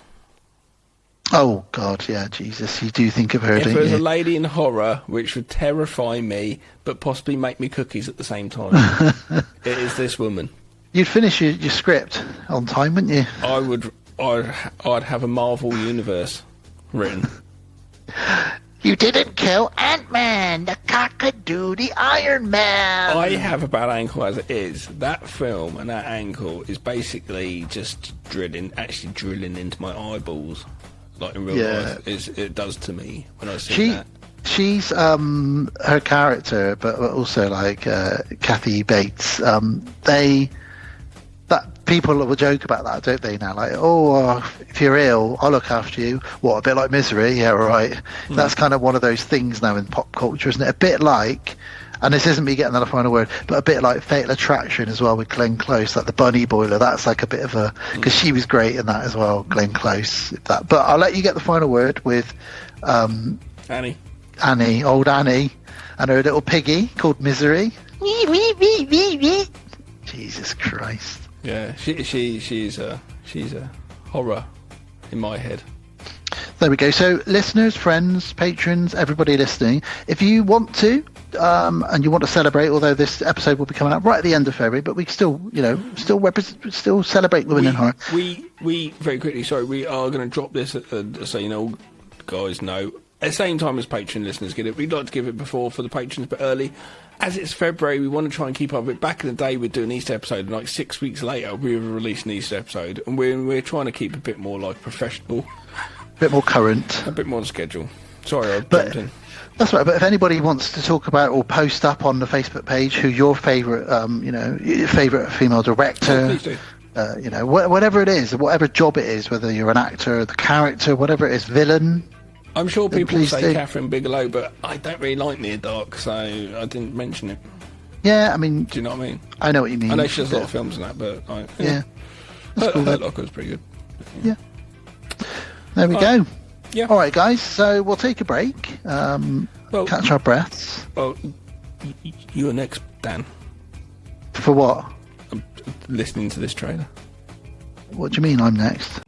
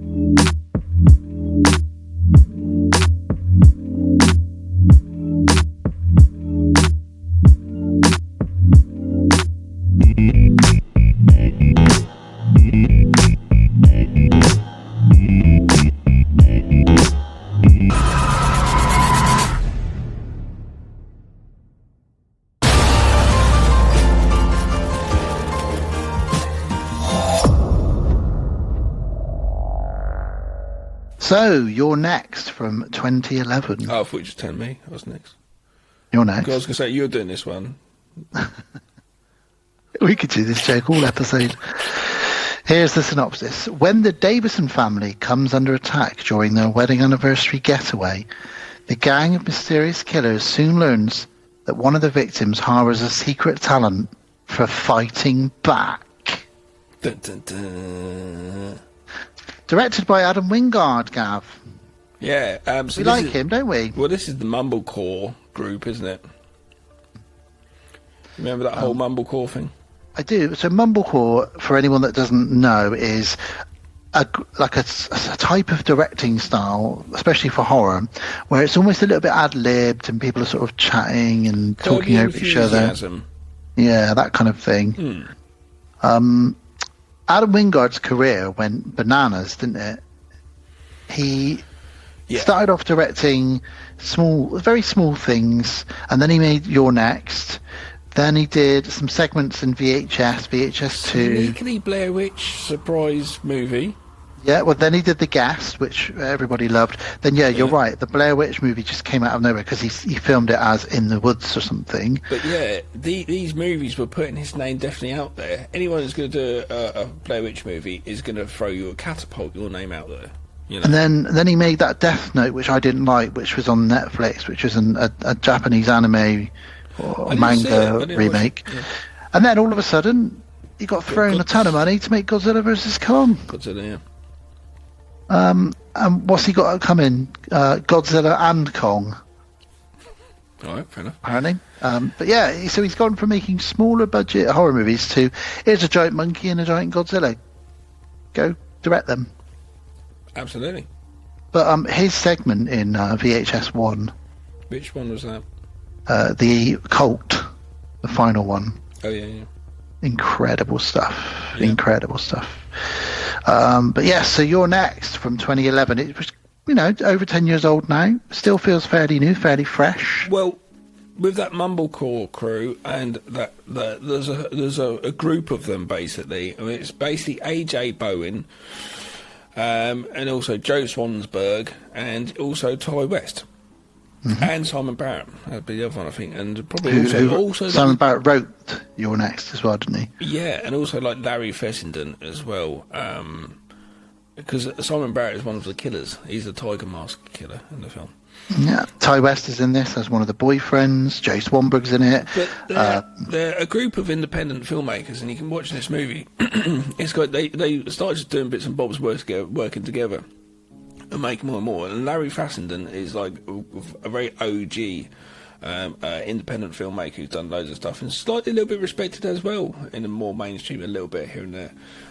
He did like that computer game which is so good. I can't remember what it's called now. Until Dawn, really, really good PlayStation 4 game, probably Xbox as well, I'm sure, and PC.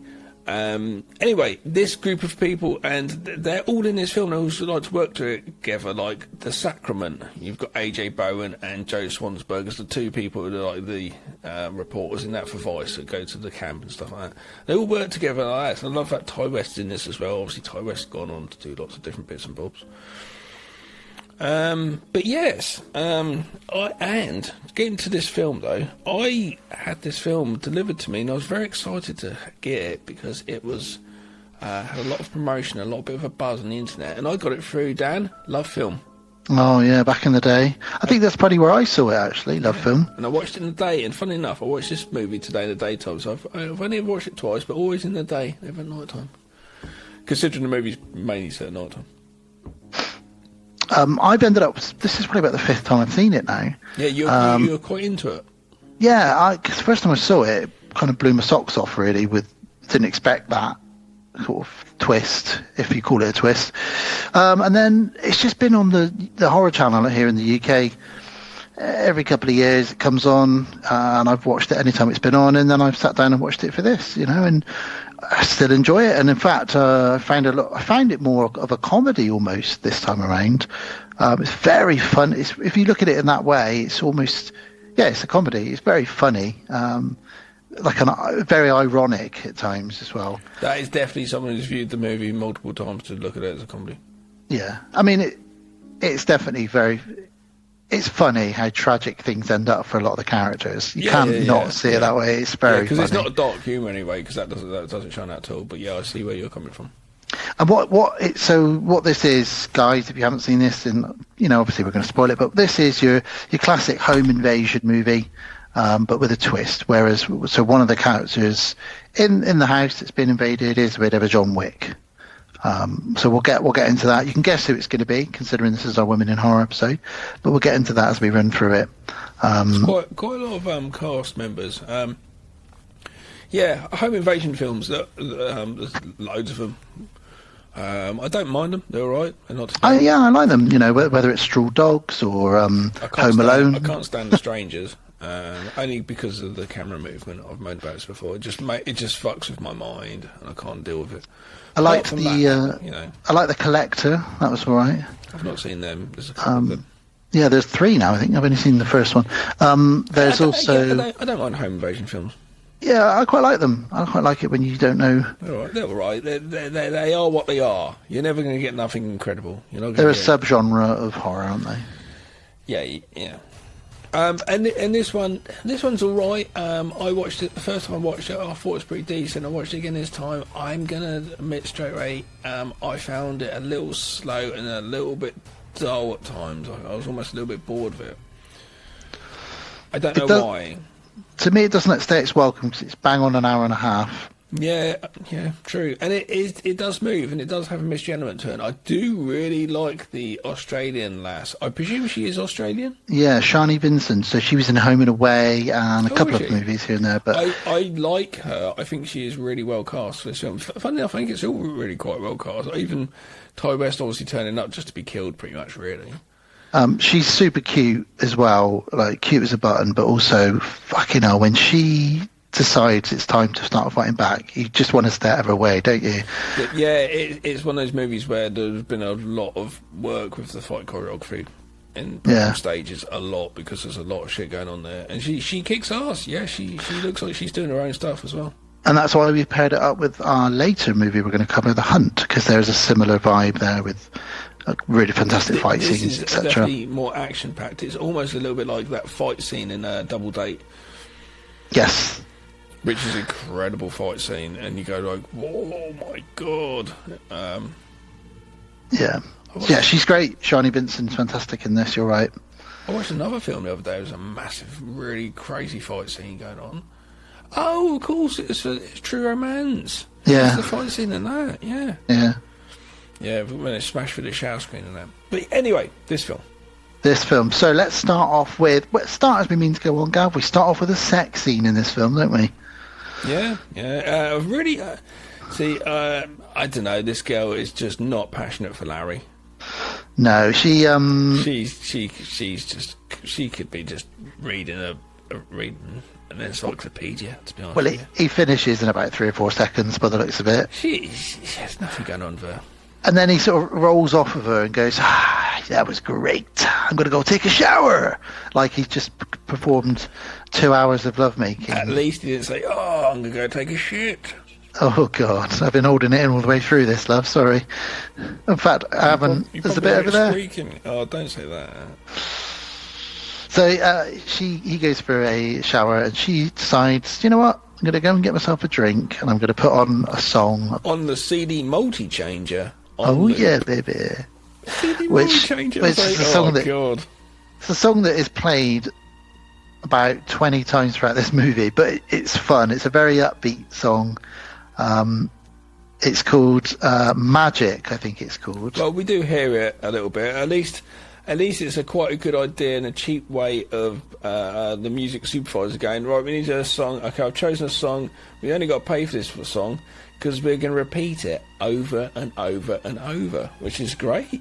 But it contrasts nicely with all the violence and everything because it's such an upbeat, fun song. Yeah, I know. I think that works really well in the producer keeping the cost down stage. Yeah. So she goes downstairs with her boob showing. So we think we're probably going to get some kind of a slasher film here. I like the way the first time you've seen this, it tricks you a bit because this is really the only sex you get in it, the only boobs or anything really like that. And she notices that the door's been slightly opened. There is another boob actually. There's a side boob later on. Oh, I do apologise. Mm-hmm. Gav's on boob count for this episode, guys. If guys, you do hear shouting or anything, it's my neighbour playing online gaming. I thought you were going to say if you hear shouting, it's the boob count. No. 3! There's 3 in this movie! No, it'd be my neighbour just getting angry at whatever game he's playing. So she shuts her door and goes and has her drink, and Larry gets out of the shower, goes in the bedroom, and he thinks, oh, where is she? Where's my sexy young lady? Oh, what's this on the mirror, Gav? You're next. Someone's written in blood, you're next, on the mirror. And he sees his dead girlfriend lying there. Dead. And a machete is produced, and he is killed. And that's our opening. Wow, okay. Yeah, because this is not essentially a murder mystery, because we don't really know there's a mystery till a little bit into it, a little bit later on. But it's got a few little twists there, isn't it? It's a bit Hitchcocky at times. A little bit, because there's a reason why these people have been killed, because they're not primarily involved, but they are close by. As we get to it. Now, we do cut to a lady who I didn't mention in Women in Horror list earlier, which is Barbara Crampton. Yes. I just didn't bother. We both thought of her, and actually I got it wrong when I said Barbara Steele was in Beyond the Gates, because it's actually... Yeah, you threw me from because Barbara Steele, I remember, It's actually Barbara Crampton. Probably about 15, 20 years ago, randomly did do a movie, Butterfly something, did a movie, which was all of a sudden out of nowhere, and I was like, oh, blimey, she's Barbara Steele's in a movie. So... in my head, I thought that was kind of it, maybe. So, full disclosure, I got my Barbaras muddled up, everybody. Anyway, Barbara Crampton, obviously from who is a strong presence in horror, but of recent I've got to admit that I don't now go, oh, Barbara Crampton's in the movie, I'm going to watch it and it's going to be good. Yeah, it's never that good. That's kind of where I've gone a bit like, and I don't really pay attention now, which is a shame, but it kind of happens if, you know. But at least it's good that she is a working lady in the film business still, which is great. Indeed. So she's the mum of the family, and her husband are driving along, Paul, and they're excited. They're off to their very big, rich, lots of money house that they have out in the middle of nowhere. It's a spare house or your second home, Just or a your spare holiday house. lodge or whatever the fuck. Well, it was a retirement project that Paul is planning on doing up and getting it all spruced up, made nice. And then we start to meet in dribbles throughout the next few scenes some of the other families. Specifically, we meet Erin, who is our main star. She is the Australian lady. And she is in a relationship with Crispin, played by AJ Bowen. So Erin and Crispin, and they're heading out there. They both work in a university. He was her lecturer. He's not anymore. That comes up later on during an argument. And she, like I said, she's cute as a button, but you don't know what's bubbling under the surface, you know, with her. And they're on their way there, and he says, my dad is really, really, really rich, by the way, like ridiculously rich. And also, you know, this is going to be the first time we've all got together in absolutely years. So he's got 2 brothers and a sister, as well as his mum and dad and all the partners of his siblings. She said, what do you mean it's going to be interesting? He said, you'll see. So there's some tension there. You get the feeling that they probably all don't get on, as rich families don't often. If he's that rich, I'd more than likely to have someone driving him, I'd have thought. Yeah. Personally. Just saying. I mean, they've got a few million. They're not poor. Crazy rich, though, is it? Not now, not in 2023. We start to get a bit of backstory. We find out that mum is on medication.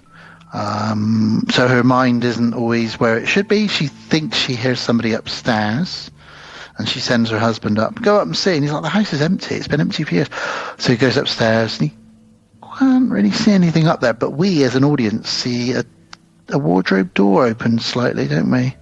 Yeah, is this bit when Barbara Crampton's sweeping the dining room, and she's like, oh, there's something. Yeah. She sends her husband up to have a look, and he sees nothing that he can see. I dictated my notes, and instead of Barbara Crampton, it says Baba Cropthorne. Baba Cropthorne. Baba Cropthorne. I think Baba Cropthorne must have done it. Well, Crispin arrives, and he sort of scares his dad a little bit and says, oh, you're right, Mum's outside crying. Yeah, because she freaks out, basically. Because what we find out with the journey up just beforehand, when we're introduced to the different characters, first of all, we've got Barbara Crampton, the husband, and she says some stuff, and he says some stuff back and forwards, showing us that she's got a bit of, what has she got going on? What happened? Well, she's on, I don't really know, she's on medication. I don't think we found out what happened, did we? I think she's had a bit of a nervous breakdown. That's all we don't get the full gist of it, which is fine. We don't need to know, really. We just know that she's very nervous and a bit... We probably did. We probably just didn't notice. Yeah. Anyway, she's basically got some issues where her tension is a little bit gone, and she can get spooked fairly easily, and there's a little bit nerves going on there. So as soon as she hears something upstairs, for whatever reason, she just freaks out. So she goes outside. So what we're going to say, it's really hard. There's so many people in this, right? I'm going to go, how I had to do it was, I've classed the Australian lady as new girlfriend. Okay. And older boyfriend. It's those two. Okay. Do you want to do I don't know how else you want to do it. There's Crispin so many and names, Erin. There's a lot of people. It's just a bit confusing because. Well, I think the only names we really need to worry about are Erin and Crispin, the two main ones, and everybody else is like older brother, younger brother, sister. Okay, so Erin's basically new to the family, got up there. So all of a sudden she's just bombarded. She turns up, she opens the door of her car, gets out of the car, she's bombarded by this lady just crying away, and she's really sweet to her, isn't she? Yeah. And if anything, it's a way to break the ice.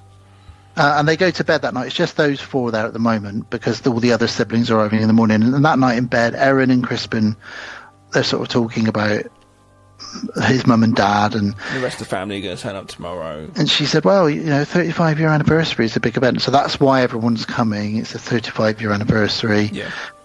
They want to celebrate with the family, and it sounds like none of them have been together for a long time. And what we're going to have turn up, so we've basically got a mum and dad. We've now already got a brother and a girlfriend. We're going to have another brother and a girlfriend, and another brother and a girlfriend, and a sister and a boyfriend.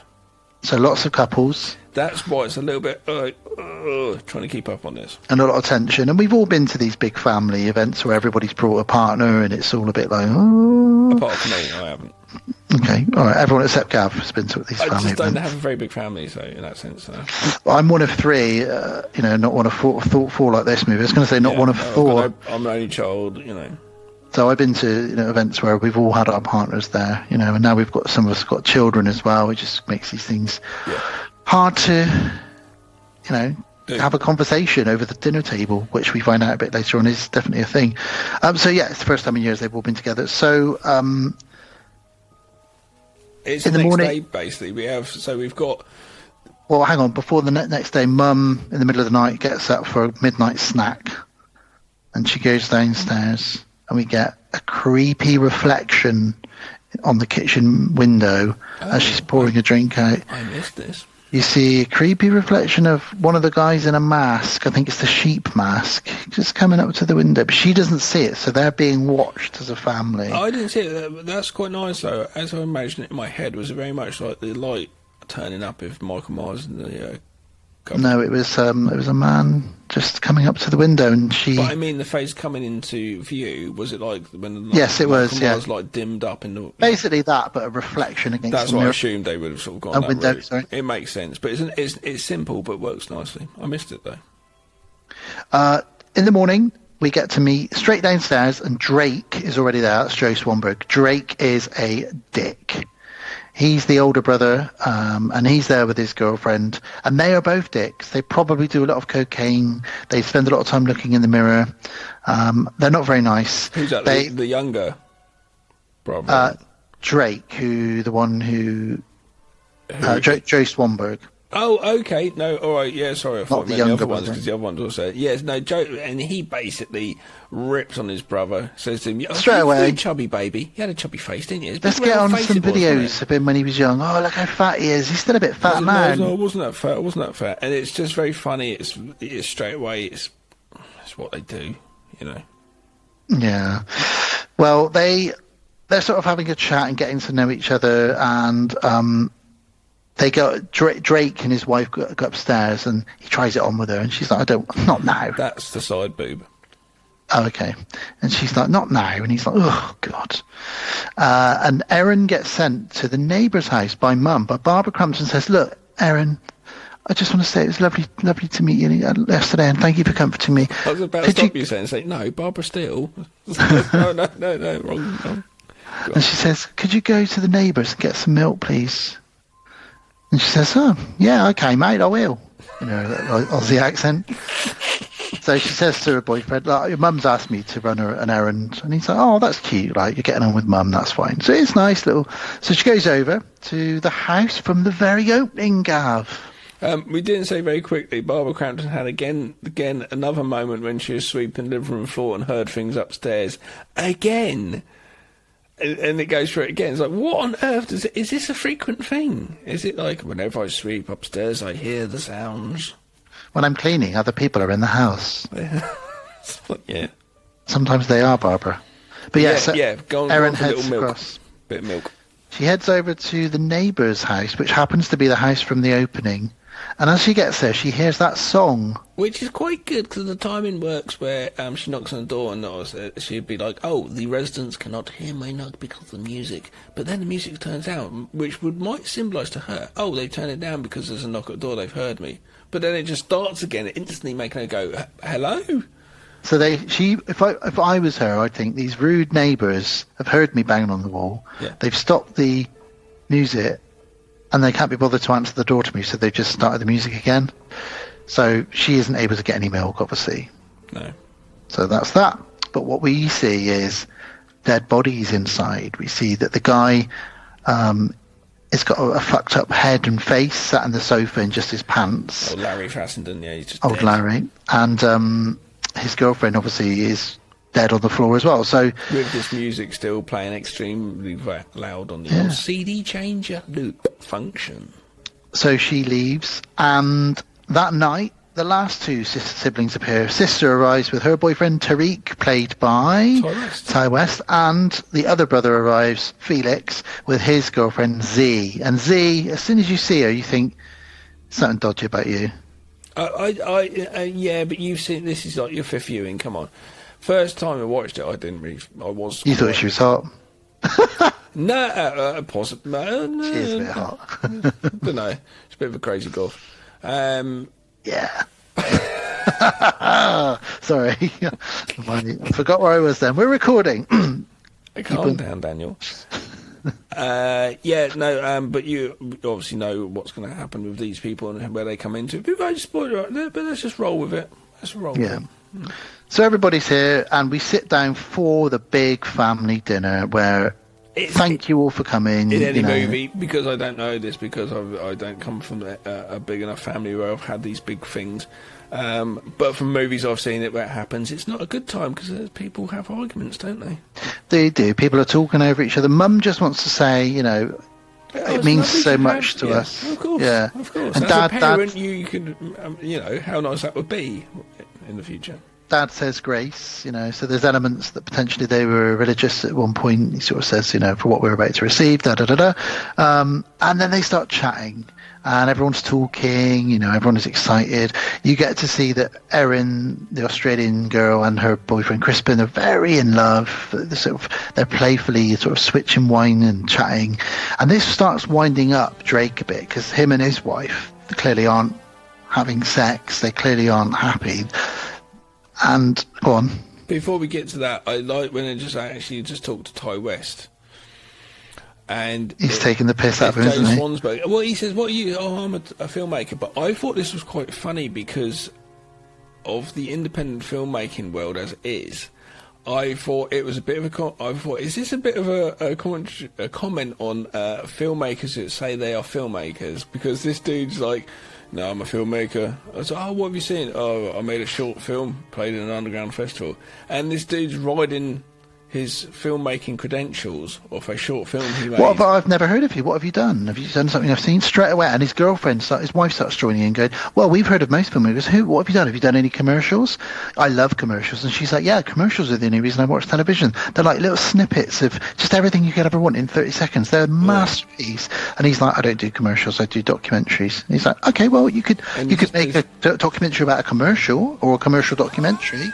And they are just out to wind everybody up. Yeah. And poor old Ty West just sat there like, I've been invited to this family and I'm I'm being assassinated at the table here about my career. He's got his little scarf on, hasn't he? But that's also, you said their career, but that's the funny thing. I do think it's a comment on, but this is also because I'm a filmmaker, but I'm a comment on filmmakers, but the filmmakers that ride a thing like a short film for years and years. Oh, I made a film. I'm a filmmaker. Like you are, but you've got to do more than just one thing. Do you know what I mean? Yeah, I think it's a comment on that, but that could just be me. He's made one documentary. Yeah, and he's saying, "Oh, I'm a filmmaker," and I've heard many people say this. So. Well, when Joe Swanberg gets bored of picking on him, he then turns to his brother Crispin, who he says, "Oh, you two seem quite happy. How did you guys meet?" "Oh, well, we worked together at the university." "Oh, right. Was he your lecturer for a bit?" For a little bit, yeah. And then it was inappropriate, so I'm not anymore. She was my assistant, but we've stopped all of that now. Yeah, we decided that we can't sort of do that. And then he says, "Oh yeah, it wasn't appropriate." Under his breath, he says, "Oh, that was inappropriate." And he this says, is where the brother tension starts from there. Yeah. He says, "Sorry, Drake, did you say something?" He said, "Oh, did I? No." He said, "I thought you said something under your breath." No, I was just agreeing with you about it being inappropriate." And it just spirals into this. Builds up and up and up. But on the sideline, someone who's not really so much, really doesn't want to get involved as much as Ty West, who just sees something out the window. Yeah. So he gets up from his table and just sort of goes towards the window and goes, "What the fuck is that?" Looks in. And I really like the way this is done. And this is where we have a close-up shot of glass breaking, then a wider kind of shot, but not showing his head of his body just standing there, then shot back to the table where it's all close-ups, kind of everybody just doing their thing, then slowly sort of hearing a stumbling as the argument slowly dies down to nobody arguing, and they look round and see Ty West. And then we as an audience get to see what they're all looking at, which is he's got an arrow in his forehead. Yeah, totally. I think my neighbour must have won. I think he was quite He's happy. screaming, isn't he? Well, everybody here screams, and they either run out of the room screaming or try and help Ty West, or some of them duck and drop down onto the floor. No one knows what's going on. If you're in the middle of a family dinner and an arrow came through the window and shot somebody in the head, it'd be the most confusing thing ever, wouldn't it? It would be. Now, if it was like you had an apple on your head and an arrow came by and you'd be like, that was quite a cool skill. Obviously, you put the apple on the head, it's pre-planned, but still slightly dangerous. Or if I was wearing my jumper that's got a bullseye on it, then I would appreciate that an arrow might come flying at me. But yeah, well, another arrow comes flying in all of a sudden. Yeah, yeah. It's like it's not just an accidental. Someone accidentally shooting arrows at night. Oh, God damn it! This arrow shoots Drake in the back. Joe Swanberry takes it in the back, and everyone screams, "Get down on the floor!" Erin sort of says, "Everybody needs to get down on the floor now, cobbers." She straight away starts to take this. Straight away, like, why is she taking like charge all the time? What's going on here? I was surprised you didn't make a joke about taking it in the bag. No, I don't need to. You've just done it for me. Yeah, I say. The score comes in here, and it's the first time I noticed this score being a nice little tense score, sort of just pulsating away here. I like that. And they try and get their cell phones out, and no one can get a signal. By the way, at this point here, Joe Swansburg's character, I've now called him Arrow Brother. Cool, that's why we can call him Arrow Brother. Because we know now he's Arrow Brother. Are they related to the Wolf Brothers that we were in the last episode? Could be. When we dressed up as wolves and we went around DJing. Our wolf costumes. The Arrow Brothers. So one of them says, these guys must have a jammer because we can't get a signal on our cell phone. And you can buy jammers. That's young brother, I've says that. Yeah, Felix. So you've got Arrow Brother, Old Brother, Young Brother.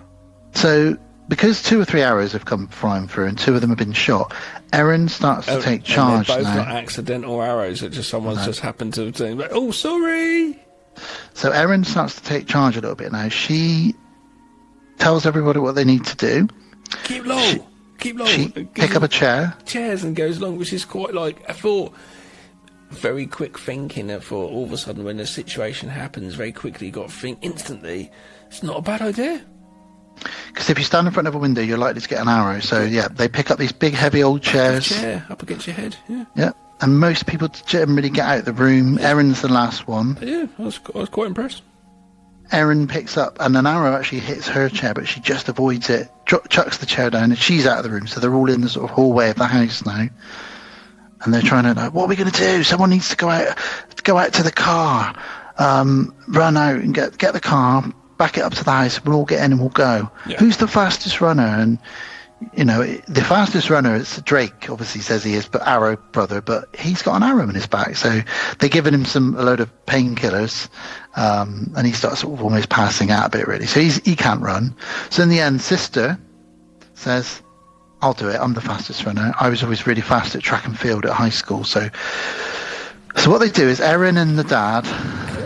If I was there and it's like, right, quickly need a plan, what we do? I've got an idea. Who's the fastest here? I guess I'm the fastest at sprinting. Okay, cool. We're going to open a door and you're just going to run out really fast. Like, but what if there's a killer just standing there? Like, they're all just standing there. Why am I running out there? Erin and the dad look out the windows of the front door and they can't see anybody there. So they say, if you start running... We'll open the doors at the last second. They won't expect anybody to come out of here at full speed. And you go straight to the car. And you get in the car. They all agree this is the only thing they can think of right now. It's not a very good plan. Well, what happens, Gab, when they open the door and she goes running out? There's a trip wire. A piano wire. Throat height. Piano wire that slices her throat open. She falls back inside and she bleeds out and dies on the floor. My idea of it not being a good idea is a good idea. It's a unexpected death, really, wasn't it? Yeah. Well, first time you see this, you don't really expect. I guess, but it also at the same time it's a bit like, do you know what I mean? You fucking idiot. Well, she dies, and something in Erin, again, in her face, you just see something being triggered, like a machine has been brought to life. All these cogs are moving. Yeah. She's thinking, okay, it's time for... It's hilarious later on when we find out why she knows all this stuff. We'll get into that. My phone, when I dictated it again, has now said Baba Cramps. Baba cramps. Baba Cramps. I got the baba cramps. Gotta go to the doctor for the baba cramps. She is now like, you know, if footsteps upstairs when she's sweeping fucks her up, arrows in people's heads at the dining room table when she's made a good roast is completely fucks her up. So she's gone upstairs to have a little bit of a nap and a little bit of a cry. Well, Erin says, we need to lock every door and every window and shut all the curtains. Let's start doing that now. She runs off to do that, and her boyfriend's like, I've never seen you act like this before. She's like, I'll tell you about it later. Just trust me. It's a weird one. So they pull sheets over all the dead bodies so that they don't have to look at them. You know, there's a lot of blood everywhere. And Mum, they lie down Mum on a bed. And she's lying there having a nice little rest, isn't she, Gav? Mm-hmm. And she hears a little noise. Out the window. Under the bed. Oh, yes, there's a character under the bed. And a little hand crawls out from under the bed, which feeds into all my nightmares from when I was a child of something being under my bed. And it's one of the guys in one of the masks. These animal masks, just briefly talk about them, are quite good, aren't they? There's quite... unique. They've been done a million times since, but there's one is a tiger, one is a wolf, and one is a sheep. They've just got no sort of personality. They're just these three animal masks. They look great. Very, very sort of... They stand out. But anyway, one of these guys is under her bed, under Mama's bed, and he steps out from under the bed with a machete. But before this happened, downstairs, in another window, not downstairs, the new girlfriend, the Australian lassie, Erin, she stabs one of the attackers through the window. Yeah, because he does a Michael Myers, and he smashes through the window and grabs her. And she turns around and stabs him in the hand. She doesn't fuck about. She John Wicks him straight away. Bang, bang! Jackie Chan style. So we know that there's like a very much an assault on Precinct 13 type thing sort of going on here where they're trying to get in, you know. And they all run upstairs because they heard Mama scream. And they get upstairs and Mum is dead by machete with "You're next" written on the wall in blood. Yeah. Dad collapses in grief, obviously, as he would. In fact, they've all just seen their mum's dead bodies cut to pieces, so they're all a bit unhappy. And that killer from underneath the bed is now chasing the girlfriend of the non-family out into the garden. She runs out into the woods because she looks under the bed, and there's nothing under there initially. And then suddenly this mask just appears. This actually made me jump. Oh, yeah. Even this time around, I must have forgotten it was coming. But it's a good little shot under the bed, and he chases her out. Arrow Bro gets another bro. Arrow Bro gets another arrow. Where does he get another arrow? I'm not sure what point it is, but he does get another arrow. Oh, he passes out because he pulls the arrow out of his back. It must be in a little bit coming up soon. Then I might be jumping ahead, but yeah, because he does get another arrow again, and he drops to the floor. Because he goes to chase the girl that ran out into the woods. And he gets another arrow, and he just passes out. Yeah, he's hit again. We see the crossbow man in the woods as well, don't we, with his little crossbow? So we know it's a guy with firing little bolts off a crossbow, even more deadlier than arrows. It is indeed, yeah. So Crispin says, "Look. That's what we do, guys. I'm going to get the car. Erin, you stay here. I'll get the car. I'll come back." Yeah, she doesn't want him to leave, but he's like, "No, can't." She says, have a little kiss and that. Have a little kiss, and she gives him a nice little meat cleaver and says, "Take this with you at least." Yeah. She just picked it up from around the house because she's literally everywhere she goes. She's snatching up knives, meat cleavers, screwdrivers. She's got the meat pounder later. She's just always grabbing weapons. She's like Jackie Chan. I love it. She gives him the cleaver. Kelly, who escaped and ran out in the woods, she arrives at the neighbour's house. So they run out at the neighbour's house for the third time. And she goes round to the main windows and sees the man, Larry, on the sofa, who she doesn't know is dead. No. Here's the music. She's like, hello, why the fuck aren't you opening the door? Help me. And then we get another reflection shot come up behind her. And it's the guy in a mask. Punches her through the window. She realizes that that Larry is dead. She sees all the blood. She thinks, looks like I'm next. And indeed she is, because she gets axed in the head. And then the person that does that takes a little breather and sits down on the sofa next to the Larry's dead body. She asked the wrong questions. That's a cutting joke, Gav. So where are we at now? She's axed in the head. The old boyfriend who went out earlier has Crispin. He's come back again. I don't understand what happened here. He comes back again, then he goes, I'm going to go out again. What's going on here? Well, this is where we realise... Did the car not work? Or? Well, he hasn't got the guts to go through with what he thought he could do. So he goes out to the car, he catches his breath... And then comes back. And then thinks, I'm going to go back. So he goes back and says, look, I've got to change of plan. But obviously, he's going to leave you all. He probably went out there and had words.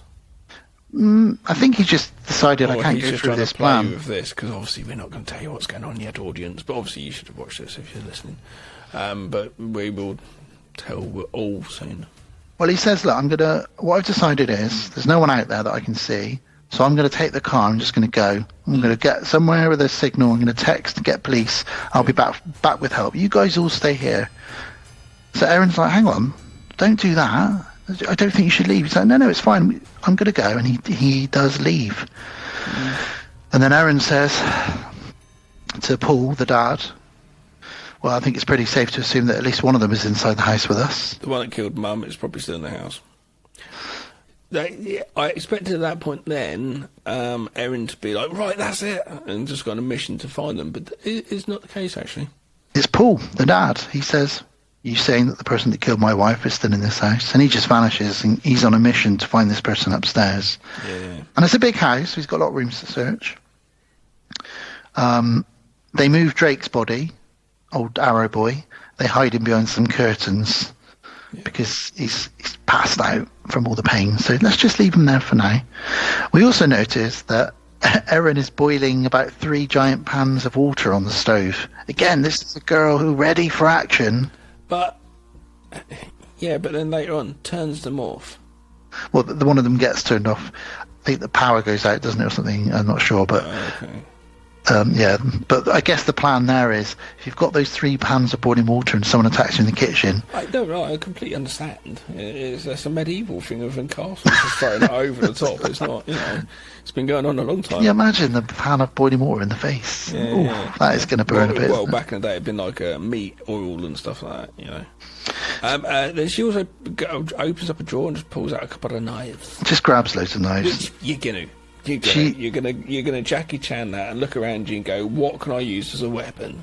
She takes all the knives in and she's about to hand them out to the rest of the family when someone breaks in through the window. And this is where she really gets to show her true colours now, because this guy's got an axe and he swings it at her.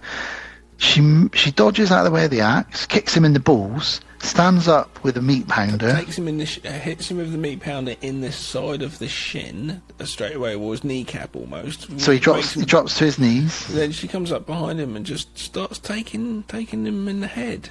But she takes him once or twice. But then we sharp cut, don't we? Back to lying in bed. A few nights before. It's like 2 hits, and then it cuts, and I was like, oh, okay. And it cuts to them talking about the next day in bed with her boyfriend, and just discussing it, saying, God, it's going to be really strange, isn't it? 35 years of marriage, can you imagine that? Cuts back to her smacking in the head. It's really strange. I didn't even really notice that. Did you not? Okay. No. Yeah. But the funny thing about this, and this is why I laugh at this film now, is because she only needed to do 3 or 4 hits, but because she is like full-on Sarah Connor, she hits this guy about 12 times in the head. She does. and the whole family are just watching, like, where did this come from? Yeah. Like, she's avoided the axe and just killed this guy, and then she lifts him up, takes his mask off, and says, "Don't suppose anybody recognises this guy, do you?" It's hard to imagine. And she's like, "Well, thanks for helping." And he's like, "Well, you kind of had it handled." And she's like, "Yeah, don't worry about it." Well, funny enough, she says very sarcastically, "Thanks for your help, by the way." Yeah. That exact line is said in The Hunt, which we're covering in this episode as well, in exactly the same way. She says, "Thanks for your help there, by the way," when she gets into the bunker towards the end of that movie. So 2 movies where women are kicking ass and no one's helping them, and they're being sarcastic about the lack of help being offered to them. There we go. I still don't know why it did do that cut to them being in bed talk about it and saying, "God, 35 years of marriage, your mum and dad." Imagine that. That's crazy. It's I've got to be honest, I don't remember it in my version. well, it did happen. I'm not making it up. No, I believe you. You've lied to me many times over the years, but not about this. So Dad's upstairs hunting for this intruder, and he finds that cupboard door from the very beginning. Dad Hunter. Dad Hunter 2. It's not really The like Dad's MILF Hunter, back. is it? What's MILF Hunter? Oh, MILF Hunter. It's another thing. Oh God, I can imagine now what that is. Is that driving around with a van or something? I think so. Oh God. Well, Dad finds that someone has been sleeping in this walk-in closet, and he finds a bottle of pee, and he finds some old litter that they've sort of left. And as he picks up the bottle of pee, the lights go out. Now, I was going to say this anyway. When he picked up the pee, what was he? I suppose when the lights would go out, it'd probably obviously just drop it anyway. Why should he give a fuck? His wife's dead, trying to find the killer. It shouldn't matter. But I was wondering if the lights on, would he have then carefully put the bottle of pee down, or would he have just dropped in there going, knowing that pee was going to come out, even though that doesn't really matter in the grand scheme of things. In my head, I was like, I'd place that down carefully. Or what if he just went, "Oh, for God's sake, I'll just have a quick swig of this drink." Or after it cut, and it's actually him drinking it, or sniffing it, going, "I'm going to sniff you out by sniffing your pee." That is And weird. it's a scene which is cut. I don't think that happened. It's probably in the extras. Well, the lights are cut, like we said, and someone is stood behind him, but he doesn't see that. And then all the rest of the family catch up with him. And they say, "Look, there's somebody here, kids. Somebody's been watching us for days in this house. Someone's been living in here watching us while we sleep over the last few days. This isn't a random attack." But then what happens? Well, then a person in a mask steps out behind him and slices his throat wide open with a machete, all over his son Felix's face and Z, the girlfriend, and they watch this happen. And we're like, "Oh, what's going on?" Why they don't seem too shocked or doing anything about it? And why is that then? Well, because then once the dad falls down dead, they say, Felix says to the guy that killed him, "Oh, fuck's sake, did you have to do that right in front of me? Like, kill my own dad right in front of me?" Yeah. And he's like, "What?" And he's like, "Oh, you could have just done it in a different place. Like, what am I paying you guys for?" Dun, dun, dun. At this point, Erin is still actually, so we know those guys are in cahoots, basically. But at this point, we know Erin's kind of hiding away and just kind of being a bit of a sneaky little mouse. And the killer comes in and finds his dead brother, which we find out is the other killer, dead on the floor, and he's very angry. So he uplifts the table, but this gives his whereabouts away to Erin, really. And, you know, he doesn't know what he's got in store. I wonder what he thinks at this point. Does he go, "Shit, we've got a Rambo on our hands," or does he go, "That must have been an accident, right?" Yeah, I think he thinks somebody got lucky and pounded my brother's head in, like, because my brother and his brother, it turns out they served in the army. You His find out. brother might, we're presuming, is harder than the average person.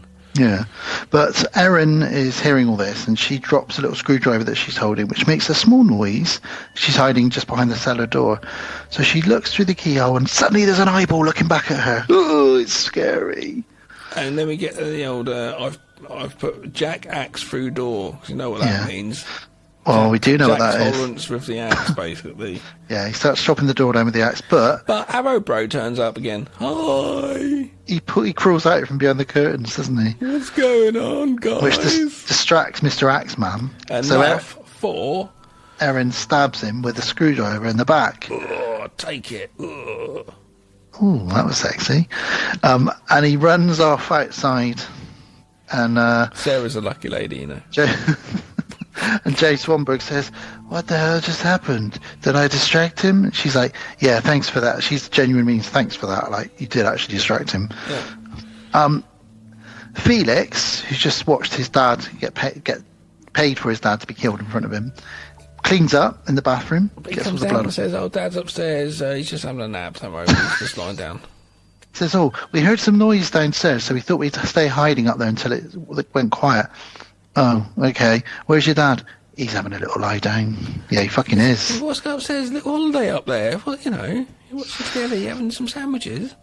She says, "Look, we're going to head to the basement. We're going to all grab some weapons. Grab anything you can that can be used as a weapon." I don't mind someone taking charge in a situation like that, but I would still be going, "What's going on here? Why are you? What's going on? Do you have a plan? Who are you? What's going on? I'd need to know." We do get that. We do get that question later on, saying, "How do you know stuff?" But I would be questioning why I'm being ordered around. But obviously, for the situation where it was going to get you out of it, great. I'd want to know what's going on. Who are you to be like? Do you know what I mean? Not in a horrible way. I need to know what's going on. Well, funnily enough, that is revealed in the very next scene, because Erin is showing Z, who is Felix's girlfriend, that she needs her to put these nails through these wooden boards. And you're thinking, oh, is this to barricade at the windows or barricade something? Well, no. What they're going to do is they're going to do like a Home Alone trap underneath all the windows with a big plank of wood with massive nails, like 9-inch nails, sticking up. So if you come through the window, you're going to stand on them. And she says to her, "Can I just ask you a question? Like, how do you know all this shit? Why are you so good at doing all this stuff?" This is a weird answer. And she says, "Oh, I grew up in a survivalist compound in the outback." What? "My dad was basically really paranoid that the end of the world was going to come and we run out of food and resources. So he started a cult, basically got a load of other people that were into it." Yeah, well, she says a cult or a colony. Loads of people that followed him, and they all moved to the outback in the middle of nowhere, and they trained. So basically she's been trained since she was like 5 to like fight for her life and to survive and survive and survive. So that's how she knows, which is why you suddenly realise these home intruders have totally picked the wrong person here. It is a strange thing though, isn't it? I grew up on a survivalist camp. It's brilliant. I love it. Well, a really horrible scene here, because the two brothers, Drake and Felix, are downstairs in the basement. Young bro and Arrow bro.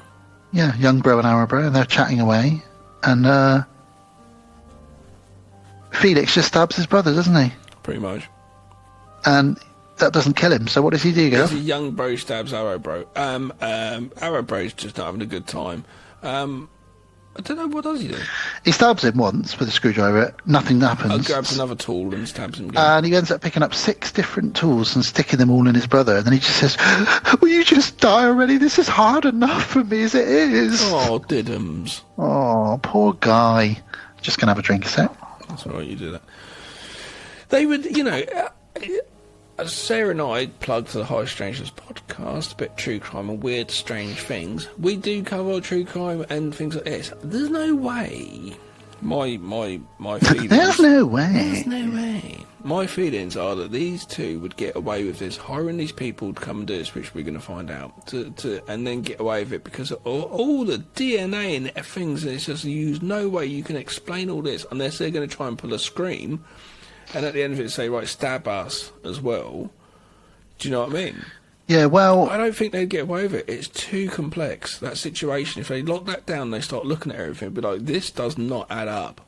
He does say to the guys towards the end, "Don't get your DNA all over the place." And they're like, "Don't worry, we're professionals. We'll clean all this up." And they have obviously now got a problem. They've got one of the killers is dead, so they've got a lot of dead bodies to get rid of. And what they could do with them, though, because there's going to be traces of these people were going to go there. They would have said to people, "We're going up to this place." So well, I just don't think they're going to get away with it. They want the bodies found. You could make another movie, and it's detectives actually them getting away with it. Another movie and detectives coming up to investigate. But that's the plan, is that they want the bodies found. And then Erin was the scapegoat. That was the plan. Yeah, well, but that's towards the end. But that is the plan. I thought that was a sort of plan that they would have just kind of changed and adapted to the situation. No, but because they thought she was the cute little Aussie girl that they could bring along. She'd survive it all. Back up brothers. This is amateur hour, though. They should know the whole full back history of this woman. But they don't. They just assumed Gab because she's a woman. Pinpoint this person. And this is why we're doing this episode, because you should never just assume that a woman is a weak, cute little Australian woman, because she's grown up on a survivalist camp and she will take you apart. All my children, as they've grown, I've said to them all at the right ages where they actually listen to me, I've said to them, do not ever judge a book by its cover. Yep. And I explained the time at St Albans skate park when I turned up, and I looked up and I was like, this is this kid with frizzy hair with this dodgy brown kind of crew neck jumper, knitwear, with these tight trousers skating. I was like, fuck it. And this was when it was all style, baggy trousers and all that. Fuck is this kid? He goes up this ramp and he does like a noddy hill, backside hill flip towel sort on this big quarter pipe. So he goes up and just flips it away, which is quite hard, very hard, on a very steep bank. Goes into his towel stall and drops back into it. And it's just like, what the shit? And it blew my mind. And that instant there, I said, you never ever judge a book by its cover. So, Never do. Especially the Necronomicon. Yeah. So never underestimate a woman. Z almost kills Erin because while she's nailing the planks of wood, she raises one to hit her, and she turns around and she goes, I just wanted to hand you one of these. She says, all right, I'm just going to go upstairs, see what's going on up there. And this is where she finds that Dad is dead with his throat cut. Yeah. So someone comes in and attacks her, and she just jumps out the window. She does a full-on Sally from Texas Chainsaw Massacre out the window. By the way, never underestimate a woman as in relation to this character in this story right now, not in general. But never underestimate a woman anyway. Well, never underestimate anybody. Anybody Don't can do anything. Don't underestimate a man. Do you know what I mean? I would say that generally, but I'm saying for this lady, I know they have definitely underestimated what they've got in store for them. They didn't know they've got John Wick, John Rambo, Jane Wick, Jane Rambo, James Brown. No. So she jumps out the window.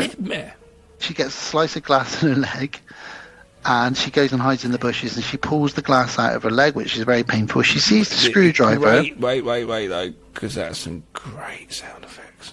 What, pulling out the glass? It's real slimy and like gooey. And it's one of those bits of glass that just seems to get bigger the more she pulls it out. It's because it's a triangle. You're like, when does this thing end? Yeah, it's a real squelchy sound effect. It's massive, long. It's good. She sees that screwdriver from earlier that she stabbed in that guy and realises he's out here somewhere. She sees him, he fires an arrow at her and she ducks, and she runs back to the house and locks the door and hides behind a curtain. And the masked guy climbs in the window. With Donald Pleasance cleaning himself off. What? Donald Pleasance cleaning himself off behind the curtain. Oh God, I see what you're saying. And this guy's... Waking Fright. That's a little nod to Waking Fright if you've never seen it. Check that movie out. This guy stands on the nail and it goes right up in his foot and he loses his shit. He's screaming and shouting. I like the fact that he looks down there and goes, oh nice, there's a little row of nails. I'm better than that. I'm cleverer than that. And jumps down. Yeah, right onto another row of nails. Onto another one because he doesn't look very further. You fucking idiot. So while he's screaming and shouting in the other room, Felix, the young brother, is with the other killer, and he says, haven't I paid you guys enough to not do all this screaming and shouting? Can you go and see what's happening in there? And he's like, look, I'll go and sort this out, but my brother is dead right now, yeah? And he's like, yeah, well, I had to kill my brother in the basement. He's like, my brother is dead, who I actually liked. You didn't even like your brother. And then they discuss the inheritance and how it's all because if he wipes out the majority of his family, they're going to get a couple of million inheritance, and he's paying these guys a couple of 100,000, but he's going to put it up to 500,000 because one of them lost a brother. A couple of million? Like, you're going to slaughter your family for like 2 million? That is... I'm not saying that any value should be a value you slaughter your family, but still, like, it seems so... Like 10 million, I'd kill my family. 10 million. desperation, though, isn't it? These two, there must be like a situation. But she's mental anyway. When she's like, "Come on, do me now, do me next to your dead mum." Like, no. I bet it's in the bum as well. They go and sit on the bed next to his dead mum's corpse, and she says, "Come on, let's have sex." And he's like, "This isn't appropriate." And she's like, "Oh, well, come on, of course it is. I want you to fuck me next to your dead mum." And he's like, "What? Why would you say that?" She's like, "You never want to do anything interesting." It's interesting. When if you look up and just type in Google 10 interesting things to do at the weekend, never is bum sex next to your dead mum ever top 10. Never. Kill your entire family for $2 million. That might be in there. Possibly. He does say that to her. He says, "Come on, what am I doing right now? You say I never do anything interesting." So they have a little bit of an argument. Erin has overheard everything. She's overheard everything there. And sadly, her phone rings, giving away her hiding place. I love this. She grows up in this fucking camp, learns all this shit, but she can't put her phone on silent. Get your phone on airplane mode. Amateur hour. But she does Jackie Chan him, because as he gets near the curtains, she does a nice little front kick straight at him, knocking him over, and she runs off. They chase her, and she does a great little move here. Fucking throat punches him when he opens up the cupboard. Oh, that's right. It's a throat punch, isn't it? It's the sort of thing I'm scared Sarah's going to do when I'm out. If someone gives Sarah any shit, that she's going to throat punch him. It's a good move to do. She's told me she'd throat punch people before. I've elbowed someone in the throat during a kickboxing, of course, not in real life. Well, it was real life, but it isn't nice. I thought I'd killed them for a second. It almost wins you. It almost wins you. But in your throat, it's awful. And you can kill somebody. So we don't recommend you do that at home, everybody. Oh, yeah. Podcast on Haunted Hill does not recommend throat punching. Or donkey punching. That one either. Now, she runs off. She does this great little chase bit here where she jumps over the balcony outside, but then she sneakily climbs back in through the window right by it. So they think she's run off into the woods, but she's actually straight back into the house.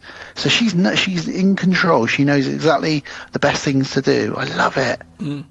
She's very, very quick thinking. She stabs the masked guy in the head. She grabs an axe. Yeah, he's dead. And this is where, when she grabs the axe... This is the synth music trap montage. John Carpenter score. It's not. It's just those sort of synth notes. But to the lesser man, it's a John Carpenter style score. I know you hate people that do that or say that. Well, I put that Stormtrooper test costume screen test thing out, that video which we've done, which you can check out if you want to see it on the Kickstarter page. And I didn't want to put music to it, and I did, and end up just sounding like John Carpenter, because it's the with synth notes. Yeah. Every time you do that, it's like, that's John Carpenter. But he is the granddaddy of the synth. She sets a booby trap up now, using a brick, an axe, some string, and a door, which... That comes back to play later on. Yeah, we don't know quite what the booby trap is. It looks like if you open the door, there's some sort of axe, but we're not sure. But anyway, she does that. Then she goes off about her business, and Felix says to the guy, "Give me the crossbow, the last remaining mask guy. Give me the crossbow, I'll take that."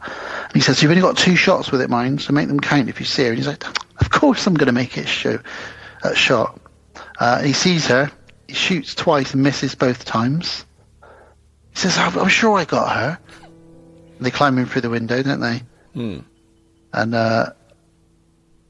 Z climbs in, Felix goes around. That's right, Felix goes back around, and you think, is he going to come in through the door and get the axe? Because Z's climbed in through the window, but he doesn't. They have this little fight in the kitchen, this little Jackie Chan fight. It's a bit of a tag team. She throws the boiling water on him. Which is now lukewarm.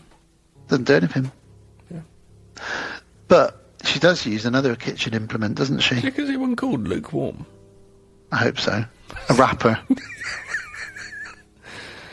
Do you know what's hot right now? Lukewarm. Yo, my name is Lukewarm. We got ice, haven't we? Got a lot of ices. We must have some warm. Yeah. Ice-T featuring Lukewarm. I was in Saturday. I was in a trampoline park, and it had to come on, really. Crisscross jump. Of course, either that or jump around. So I was just rapping away to it. Love it.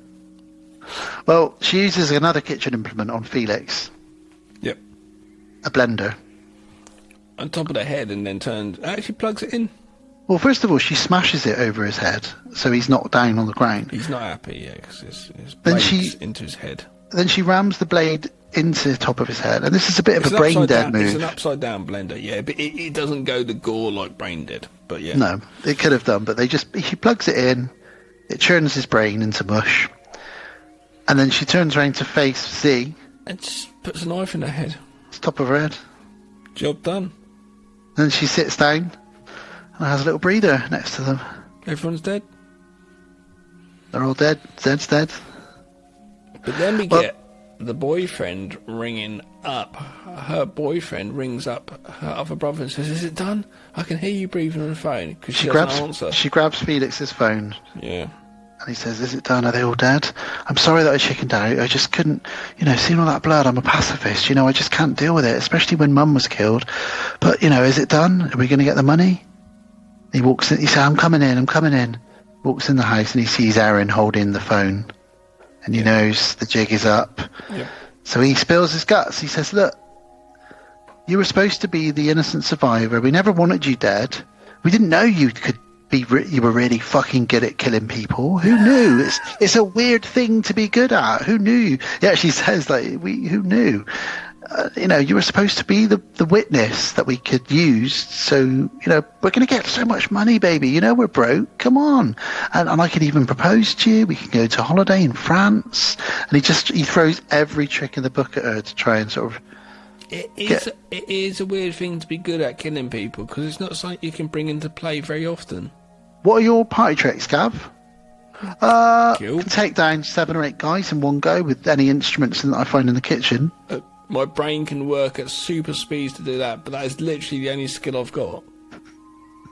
I can't drive or swim. This is why I just work in a supermarket stacking shelves. It's nice and easy. But if anyone ever tries to rob that store... Toilet roll down the throat.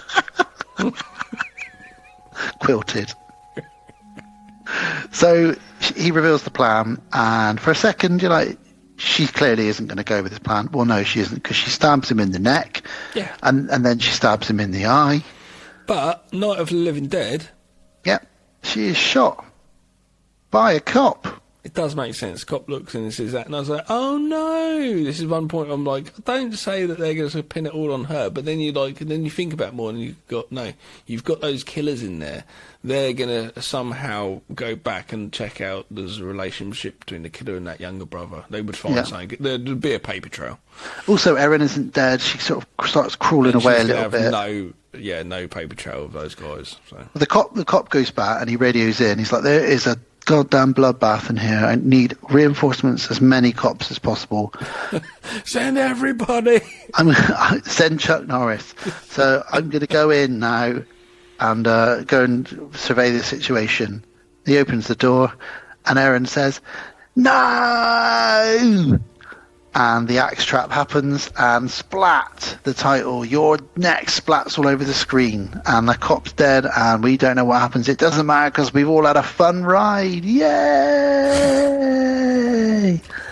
Now, And that song plays again over the credits, that same song. And yeah, it's an alright movie, but I've got to admit, it's about around, I guess, going into about third act. I found it starting to just go, getting a bit bored now. It might not be one that people find is good for repeat viewing, because I think the first time you watch it, I think so. the twists and turns are very good. It definitely keeps you entertained. At no point, it's good, but yeah, once you know the story, and I haven't seen it since it first came out, so I've not seen it for probably 10 years. So it was good to go back to, but I actually remembered it fairly well. I knew what was going to happen. So yeah, I didn't have that element to it. But you said, though, repeat viewings made it better for you. Yeah, for some reason it's one. I think it's Shani Vincent that plays Erin. She's just very formidable. It's like a mix of formidable and this cute. is what it is. You So fancy no. I just think she's a really compelling lead. But I also really just like It's like I said to you, I find it really funny this time around. I find how tragic it is and how everything just goes wrong for everybody. Even Erin, who's been such a badass all the way through, she just gets shot by the cop at the end. It's just funny.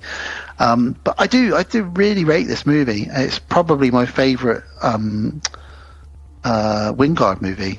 Yeah. Okay. And you don't know if you're getting when you first start watching it, you don't know if you're getting a slasher, then you think you're getting a home invasion, but then there's a nice twist, but then there's a twist on the twist, which is that it's all the brothers that are involved, or some of the brothers, and I just really like it. You don't know who's safe and who isn't, really.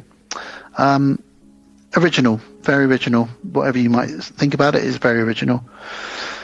So that's it. That's your next. Gav, that's a thumbs up from me. Are you going to give it a thumbs up? I'll give it a thumbs up if you've not seen it before, yeah. Yeah. It's not you could do a lot worse. It does almost sort of looking at it on just a quick from a house out in the countryside, a lot of murders going on, and there's a twist in that. It has got it big, but it goes obviously very graphic and it's very violent. So if you take that away, it has got that murder mystery element to it, sort of thing. It has got a sort of, a bit of an Agatha Christie. A little bit, but if you had a very mild PG version. Similarly to what we said in our last episode when we said Very Bad Things has got some very small elements of Agatha Christie in that they're killing off these people to stop things from happening, and it just spirals out of control. That makes sense. You said that I wouldn't go that far to say that. Fair enough. This one I would though. Well, that was your next, and talking of who's next, Gav, Bill's next. Bill Murray over there. Oh, Billy, Bill. What are you doing for Women in Horror, Bill, this month? Don't sound it like that.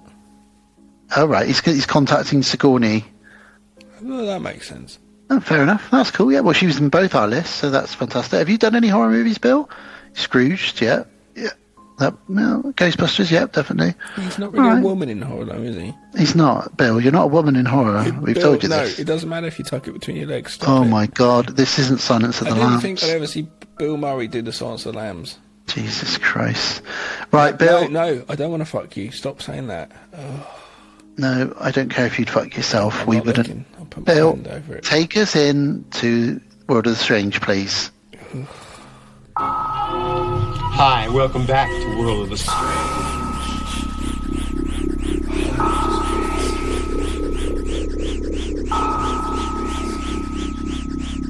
World of the Strange. World of the Strange. Welcome to World of the Strange. Thank you, Bill, as always, for your weird behaviour in the corner of the room. I'm not thanking him for that. Oh. Thank for the introduction. Thank you. Well, I've got two stories this episode, and they both relate to the beach. The beach? The beach. Specifically, things washing up on the beach lately. Okay, so first one is Japan. A giant metal ball has washed up on the beach in Japan. Yeah, I don't know anything about this. Was it you that sent me something or other, or I saw something, or you put something up? Oh no, you did. You put it up on the Facebook page, yes? Might have been this, yeah. I didn't look into it because I thought, I think you could be telling me about this. Yeah, so some explosive experts were called because they were like, is this a mine? Is this an old bomb? That's right, because the article said Neil deGrasse Tyson, I think is his middle surname, I don't know, says he doesn't know what it is. Well, they said to them there's no threat because they x-rayed it with special equipment, and they've determined that the ball is hollow inside. So they're trying to figure out what it is. It washed up. Authorities and residents are all baffled and worried. This is in Hamamatsu City in Japan, on the coast, on the beach, obviously.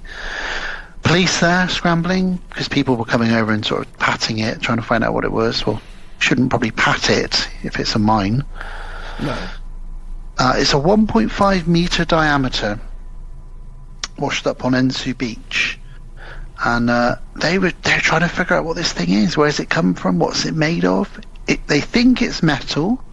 They think it's iron because there's some what looks like rust on a couple of bits here and there.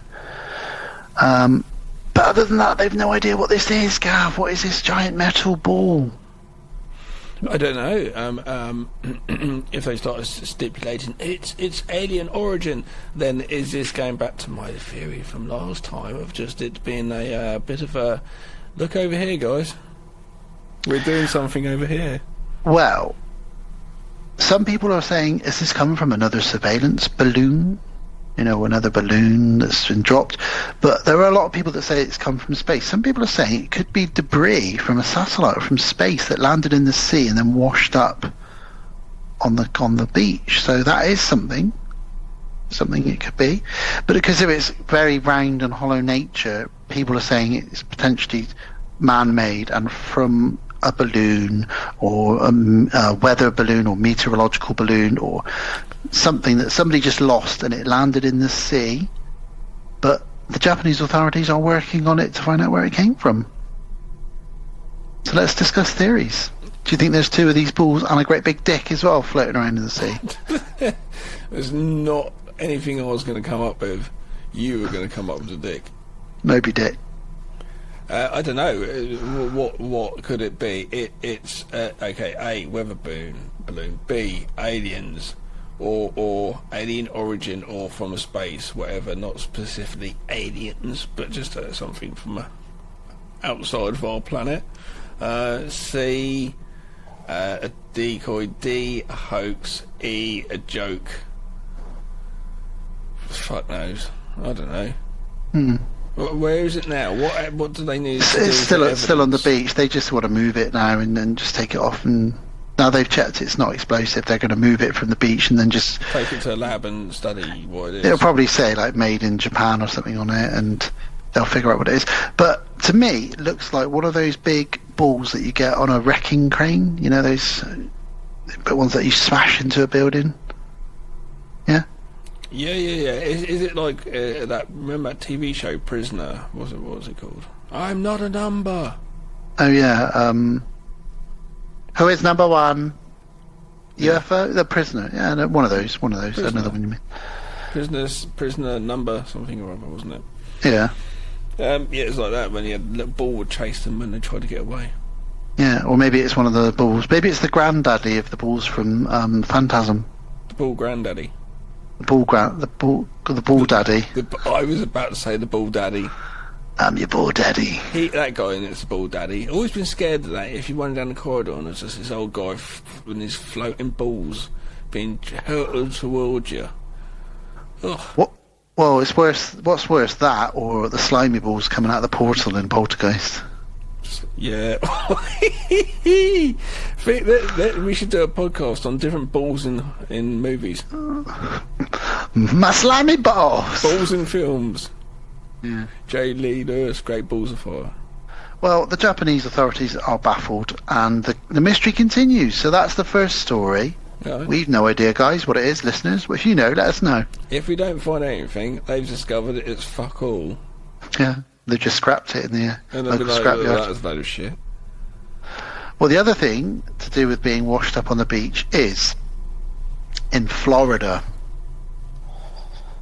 And this is the headline: a giant destructive blob is headed for Florida. Is this the blob?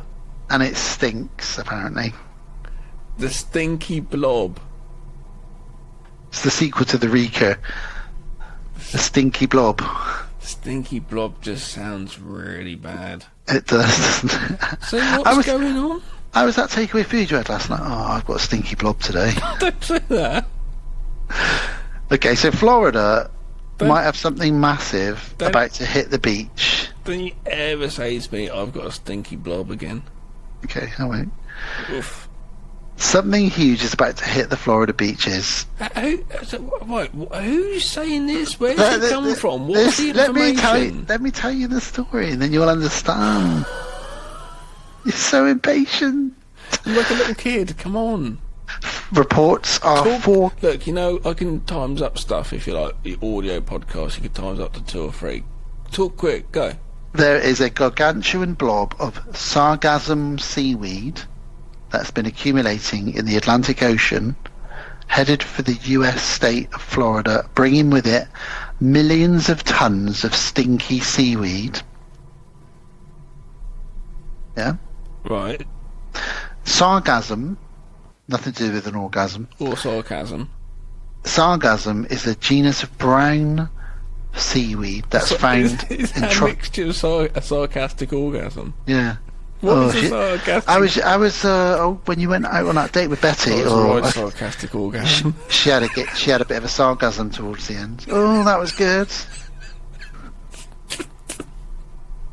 That was a bit like the opening of You're Next, isn't it? When that guy thought he was great, and she just went, "Oh, yeah."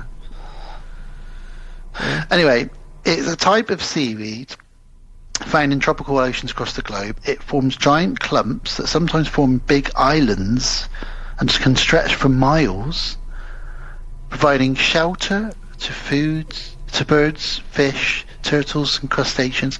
These giant seaweed islands are home for species like specific sargassum fish. Basically, one of these is broken loose and is heading towards the Florida coast. And it's going to splat onto the beach, absorbing anything in its way and stinking as it does so. Question: could I claim one with a flag as Yeah. Gav's Blob Island, Yeah, you can Gav Stinky Blob. and I can live on it? Gav Stinky Blob. Well, I don't see why not. And no one's going to visit me, are they? No, It's all right. it'd be horrible.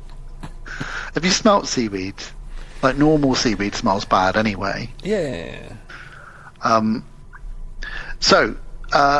In recent years, sargassum has become increasingly nomadic, so it's travelling as warming ocean temperatures have seen it blossom, and it goes into different waters it's not normally found in. So it's been roaming rather than staying in one place. It's almost like a big sentient being, sort of floating in the river. They call them golden tides, not golden showers, golden tides.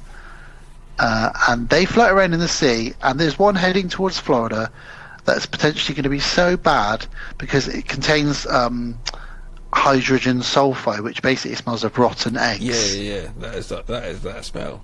That is a bad smell. You smell that smell. I think a lot of people probably have smelled that smell. Where is that smell from? I tell you, at they school when they used to get stink bombs at school, and they throw a stink bomb. Yeah. Can't think. My washing machine once smelled like that because I needed to clean out all the pipes and everything, and like loads of old water was stored in the bottom. Gotta keep your pipes clean, Dan. Clean your pipes, guys. Clean your pipes. Dr. Gav says, clean your pipes, guys. Otherwise, you'll get stinky blobs. Stop now.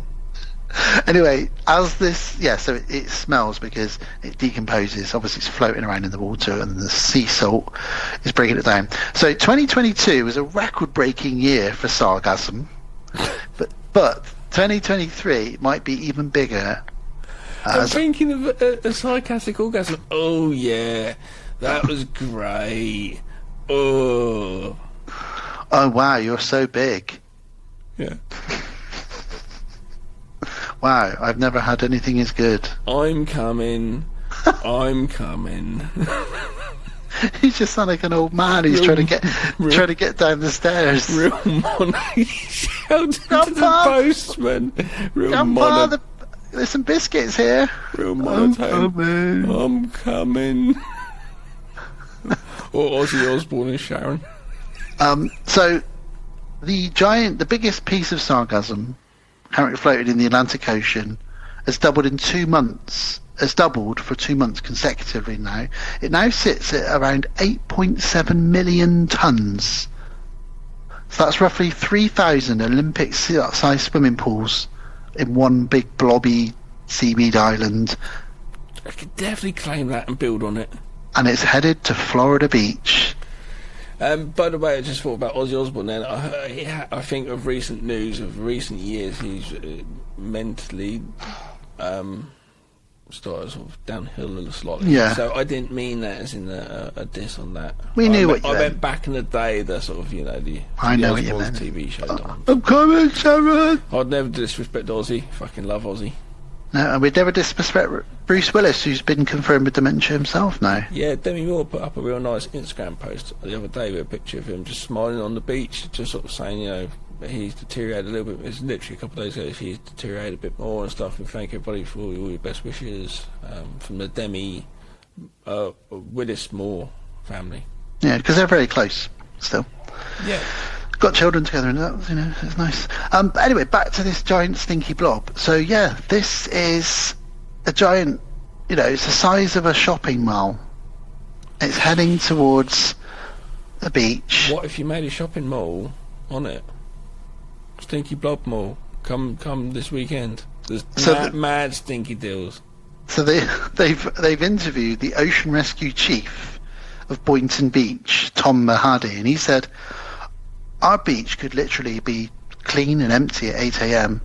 and 3 or 4 hours later, a giant mat of sargassum the size of a shopping mall would just roll on in. It'd be like it's like the fog. It'd be like a Stephen King movie. There you go. John Carpenter's smelly Blob. Smelly Blob. The sequel to the Blob, the Smelly Blob. John Carpenter's Smelly Blob. Oh, John. I want the theme tune for that go like. Really sympathy blobs. So, scientists are now trying to find a way to tackle golden tides like this, and the goal is to find a way to stop it piling up on the beaches and then turn it into something useful like fuel or something. Fuel? Yeah. Wow. I don't know. They could do anything with it, can't they? They can eat it. They could live on Fuel it. for what? I don't know. A train. A what? A boat. A train. A boat. A train. I thought it was a drain. You could just live on it. They could send people off to live on it. But then it's hitting the beach. They've got to stop it hitting the beach. Smelly blob fuel for trains. So in Japan, they're worried about just a big round metal sphere rolling in. Oh, what's this? It's empty. Is it? No. What do we do with it? I don't know. I've never seen it. But in Florida, 8.6 million ton blob of stinky seaweed is about to hit the beach. Florida sells their stinky blob land to the Japanese and say, look, we'll take your big balls and we'll put them on our stinky blob island. What's the last line in that one bit of Creepshow 2 where he swims off the lake? I beat you. I beat you. And then the big stinky blob eats him. And cut to the stereo. So yeah, which would you, I'm guessing you'd rather deal with a giant ball than stinky blob or giant ball. They both don't sound good if you didn't know what you're getting into. If you went to the doctor and he gave you one of those two as a diagnosis, you're going to alarm the doctor and he's going to be saying, hang on, Bob, come check this out. This guy's got a giant ball. He's got a giant ball and smelly blobitis. But which would you rather have, a stinky blob or a giant ball? Just one giant ball. The giant ball seems fine. I don't want a stinky blob. It seems fine. This seems fine. That seems fine. Sarah's going to be less interested in your stinky blob. Exactly.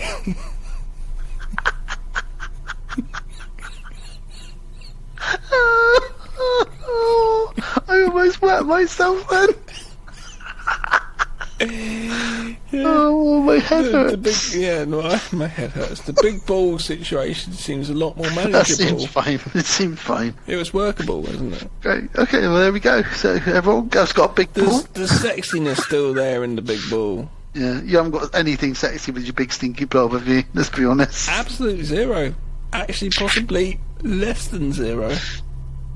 Well, there we go. That's what happens, guys. So if you're out on the beach in Japan or in Florida today, watch out for big stinky blob balls. Bill? I'm sorry, Sarah. Bill? Take your ball out of here. That's all the time we've got for this week on World of Strange. Next week, though, Gimme Ira. Hairless pets. Weird.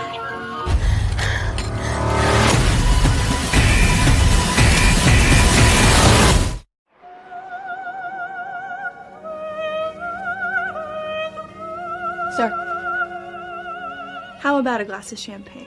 Perfect. What a home's awake.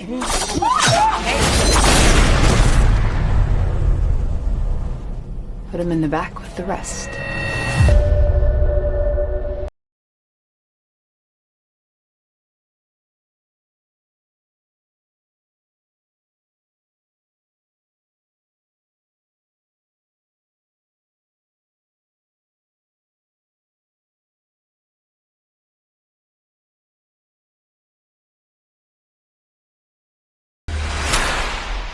I can't use that. Just point and shoot. Everybody get down! I know what this is. It's Manorgate. Every year, these rich elites kidnap a bunch of normal folks like us. Where'd they get you from? Wyoming. Orlando. Mississippi. This is a real thing. You're hunting human beings for sport. Then you're not human beings. Help you? What state is this? Most people know where they are. All right, most people. You're in the glorious state of Arkansas, sweetheart. Is there anything else I can help?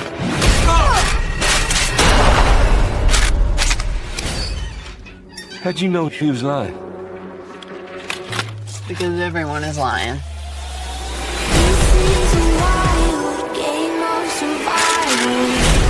There has to be a reason they chose us. I'm not going down with that fight. War is war. You have no idea what you're up against. This time, they picked the wrong woman. Game of survival. They're gonna rip you to pieces.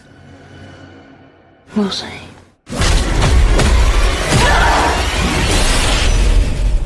This is a wild game of survival. The Hunt from 2020. 12 strangers wake up in a clearing. They don't know where they are or how they even got there.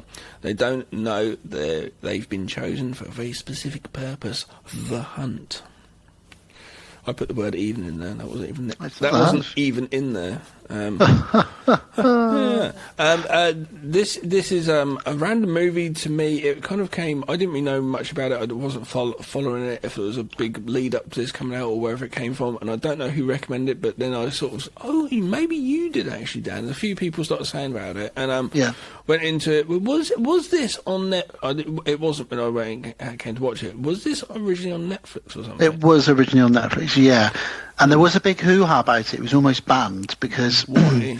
Because of the firstly, because people were worried that it might spark a real life thing like this, but secondly, because it basically is saying that all the Make America Great Again MAGA hat wearing Trump supporters at the time when this came out were very right wing and thought that anyone who was a redneck or slightly uneducated or lower than them it was scum, was racist, was toothless, as she describes them at points, and should be shot and not be allowed to continue to procreate, to continue. So they were very worried about how this would go down politically. So there was talk of trying to ban it. I believe some of Trump's people had seen it or caught wind of it and were saying this isn't good, this is going to spark some kind of war, civil war in America, and it actually didn't, but it has got a lot to say politically, but about the rich and poor divide and that kind of thing, but it's also just a fun film in the same sort of vein as Hostel, those kind of movies like that, and I like the mystery element of it. But yeah, you're right. It was on Netflix. That's where I first saw it. It wasn't on for very long in the UK, though. I ended up buying it digitally because I loved it so much. So I bought it on Prime. I now own it digitally. So I think this is my third viewing of it, maybe fourth. And it's fantastic. Yeah, absolutely. I really enjoy this film. It's a nice premise. This is kind of what I hoped was going to happen in Get Out, when they were there sitting there in the garden voting and doing like the bingo card or whatever, putting out numbers. Yeah. I thought it then went into this. Some kind of game. And I know obviously that had been very, very controversial, hunting a black person. That would have been fucking like, whoa, fucking hell. But I actually thought, just in the movie, the way it was going, I assumed that was the case. Obviously, it went totally different, which I'm glad it did. It went in a lot better way than I thought. So that's what I thought was this movie, but I always did from that point then. But there has been movies like this before. I think Turkey Shoot. Isn't that a movie which is? Yeah, I've not seen that, but yeah, I've heard those. And there's Hard Target with Jean-Claude Van Damme, directed by John Woo. Futuristic, isn't it? No, that's again, he's not a redneck because he's Jean-Claude Van Damme, but he lives out in the sort of forests of America, and he's hunted by Lance Henriksen and his cronies hunting him down for sport. And basically, people pay Lance Henriksen, can I shoot a real human? And he's like, yeah, that's fine. A bit like Hostel, And he's like, we'll go on a hunt and we'll hunt him down. But they pick the wrong guy because obviously it's Van Damme and a mullet. And you don't want to mess with Van Damme when he's got his mullet. No, never mess with the mullet. Don't mess with the mullet. Yeah, and I like this premise though. I like this idea, and this film's a movie that keeps on rolling, does not stop. When there's a point when you're like, oh, okay, this is, and especially at this point, this is like you're saying the Psycho of the character twist bit with this, and also, this is the character we're going to follow. Oh no, it's not. But it rolls onto another character. Oh, this is the character we're going to be is our protagonist, and it keeps going. At one point, we do settle on someone, but I love the way it does this build up. I think it's really good, but it also kind of brings you into when we do come up with our leading lady, when we introduce to her in the shop in the gas station. It does get us to the point of going, do we now, the nightmare scenes in American Werewolf in London, do we now trust the film or not? Yeah. Is she going to go as well? But she soonly becomes our strong woman that we like to follow, and she's great as well. I didn't know her of a person, of an actress. I'll talk about her in just a second, but what I was going to say is, I'm not a fan of at all the Hunger Games. I've never seen them. I've seen them all. Battle Royale, yeah, I've seen Battle Royale. Yeah, and it's got elements of that in it. In that one, you volunteer to go into the hunt, and if you win, then you win food for your village.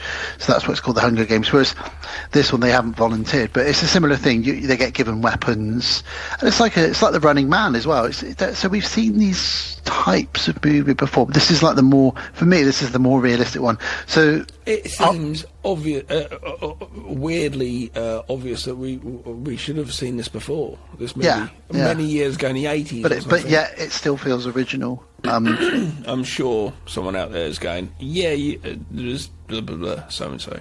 Well, we've named a few, but there are people in this. So there is Crystal, is our main character, played by Betty Gilpin. She was in what was the wrestling TV show?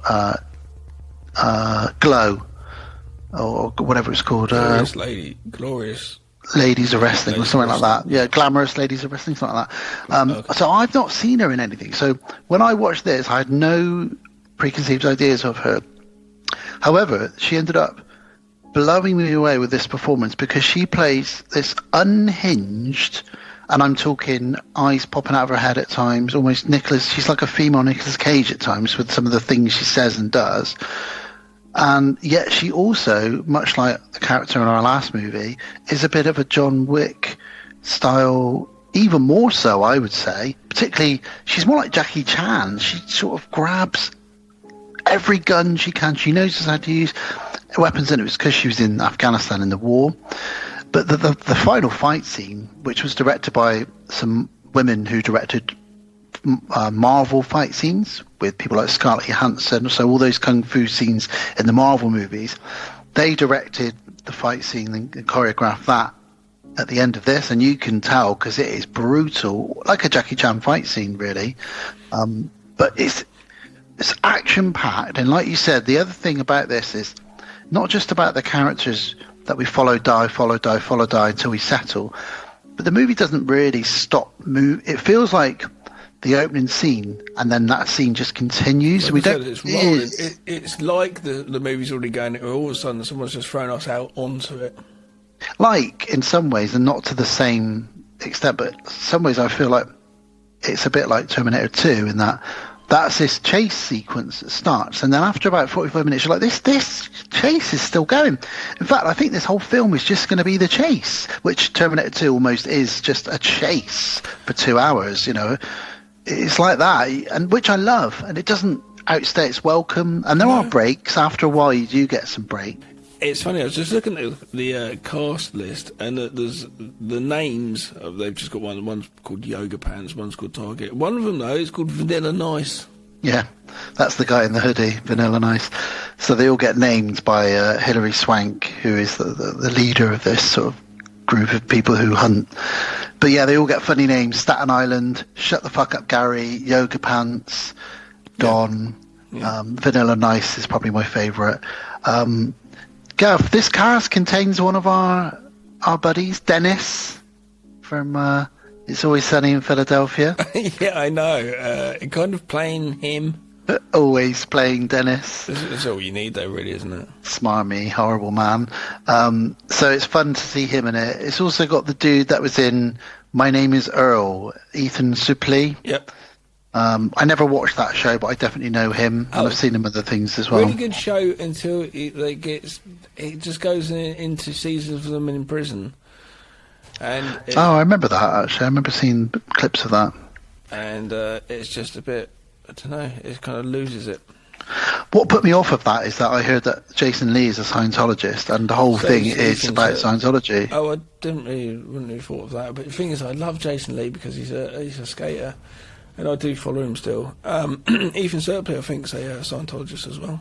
There we go. And the other big name in this is, and she isn't revealed for a long time, but we're going to reveal it now because there's always spoilers, Hilary Swank. So Hilary Swank is not really shown, only from the back or from the sort of neck down. You don't really see her until almost towards the end, where it turns out she is the big bad who's organised the hunt. But because she's annoyed, and we'll get to that, it's quite funny why she ended up setting it up in the first place, really. So, yeah, there we go. It's a Blumhouse production, is the other thing we should probably mention, which is weird. I didn't notice. Yeah, I guess it kind of feels like a Blumhouse movie in that it's got a nice, good, crisp production. But yeah, there we go. So shall we begin? Go for it. So we start with the back of someone at a desk, who is Hilary Swank. We find out later, but we aren't supposed to know this yet. And she's reading some messages in like a WhatsApp group with some other people that she works with. And they're talking about their boss and calling their boss names. And then they're talking about, wouldn't it be great to just, shoot a load of these redneck assholes who go online and post up all these comments. Yeah, they're all a bunch of dumb, uneducated, whatever. I'd love it if we all went up to the manor and shot them. We said we'd never talk about the manor. Ha ha ha. So they're all talking about this thing called the manor, which is an imaginary place that they could go to hunt real life people, bloggers, YouTubers, whatever they are, podcasters. One of them is as well, isn't he? Who have gone online and said shit. Keyboard warriors, one might say. So we start off with that, which is weird. We then cut to Dennis, Glenn Howerton, on a plane, being suave. Being him. He says to the hostess, can I get some champagne? She's like, yeah. And he sort of asks, is it the specific type? She's like, oh, I've never heard of that one. He said, oh, there's only about 300 bottles of it in the world. It was found on a shipwreck. It's worth like $10,000 a bottle. Oh, don't worry about it. Of course you wouldn't have it on this plane. And it's like, what are you doing? What dick. And then all of a sudden, this man just clambers through like a zombie. Oh, what's going on? Where am I? And Dennis is like, oh my God, one of them's awake. What's going on? Yeah, well, I think as an audience member, you're like, what is going on? What do you mean one of them's awake? Yeah. So this doctor, I'm a doctor, just lie down here, sir. Lie on the floor. It's nice because he thinks this man's here to help him. And we, as an audience member, get some towels, that's it. Okay, but lower your head down, sir. That's it, right? Pass me this, pass me that. Okay, here we go, sir. What does he do? He shoots him. No, he stabs him in the neck. Oh, he does stab him in the neck. You're right. Stabs him in the neck, and blood goes everywhere. And it's like, why did he do that? Well, Dennis says, "Why have you done that? We're not supposed to. We're not supposed to start until we land." And he's like, "Well, the game's on now. Come on, this is first kill." But the guy's not dead. He picks up the champagne bottle, and he swings it at the doctor. And all of a sudden, someone stabs this guy in the eye with a stiletto. Gets up, and just fucking takes him out. And again, this is Hilary Swank being a badass. But we don't see. I don't know why they chose not to reveal it. Maybe because she's the biggest name. I don't know. It's interesting. Yeah. Well, it would have put me, to be honest, if it said this and Hilary Swank's name's up in front, it would have put me off watching the film. She says, "War is war, and I hate fucking rednecks." Take him out the back, and they drag his body out the back and lie him down next to a blonde lady who's Emma Roberts, yoga pants. And that's the opening of the film, really. Yeah. So, is this going to be a sequel to Passenger 57? We don't know what's going on yet. There's no Wesley Snipes. No. But there is a Hilary Swank. So, Emma Roberts is our first character we wake up with. Now, you would have seen her in things like American Horror Story, Scream Queens. She's a bit of a Scream Queen herself. Quite like her. She's fun whenever she's in anything. She wakes up in her yoga pants with a ball gag in her mouth, Pulp Fiction style. Yeah, totally. So obviously, you assume this is your protagonist. Yeah, our main character. You would think this because we've just had an opening, and now we've got this. She sees Crystal, who is our real one. We find out later, our real protagonist. But she sees Crystal, and she sees her picking her locks of her gag, of her ball gag, and her handcuffs. And she said, "Oh, excuse me, could you help me?" And Crystal just sort of does it and walks off. Then she does a very clever thing where she puts her hairpin on a leaf on the water and looks at the way that it's spinning so she knows where in the world she is. So it's almost like a compass. So she can figure out, okay, the water's spinning this way, so I'm above the equator or below the equator, da-da-da-da. So yeah, I thought that was very clever. Then she walks off and leaves Yoga Pants to it. So Yoga Pants looks around and she starts seeing other people wandering around the forest. All of them have got ball gags and handcuffs. They're all sort of in her position as well. And she walks out into a clearing.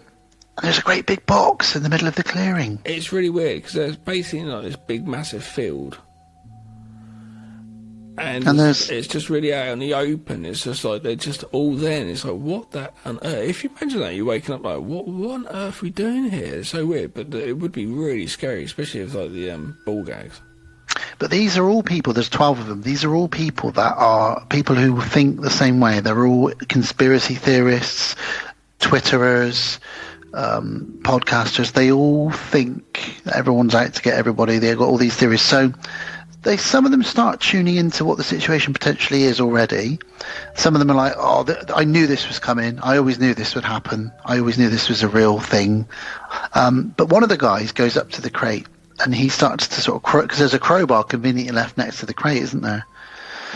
And he starts the crowbar open. One of the old guys, Don, says, wait, don't do that. And he runs off and they all look at him and think, hang on a minute, this guy thinks that there's a bomb in there. It's hilarious because I was thinking, because this is my second time watching it, and even though it's not like couldn't have been that long ago, I watched it a couple of years ago. For some reason, I was thinking, it's like, is it predators? Whether these dog predators come after them, yeah, and they come out the boxes that come down. Yeah, I was like, oh no, it's going to be like a big beast that's going to come out. I don't know why I thought this. And it's just there's no beast. It's just a cute little pig. It's a cute little pig.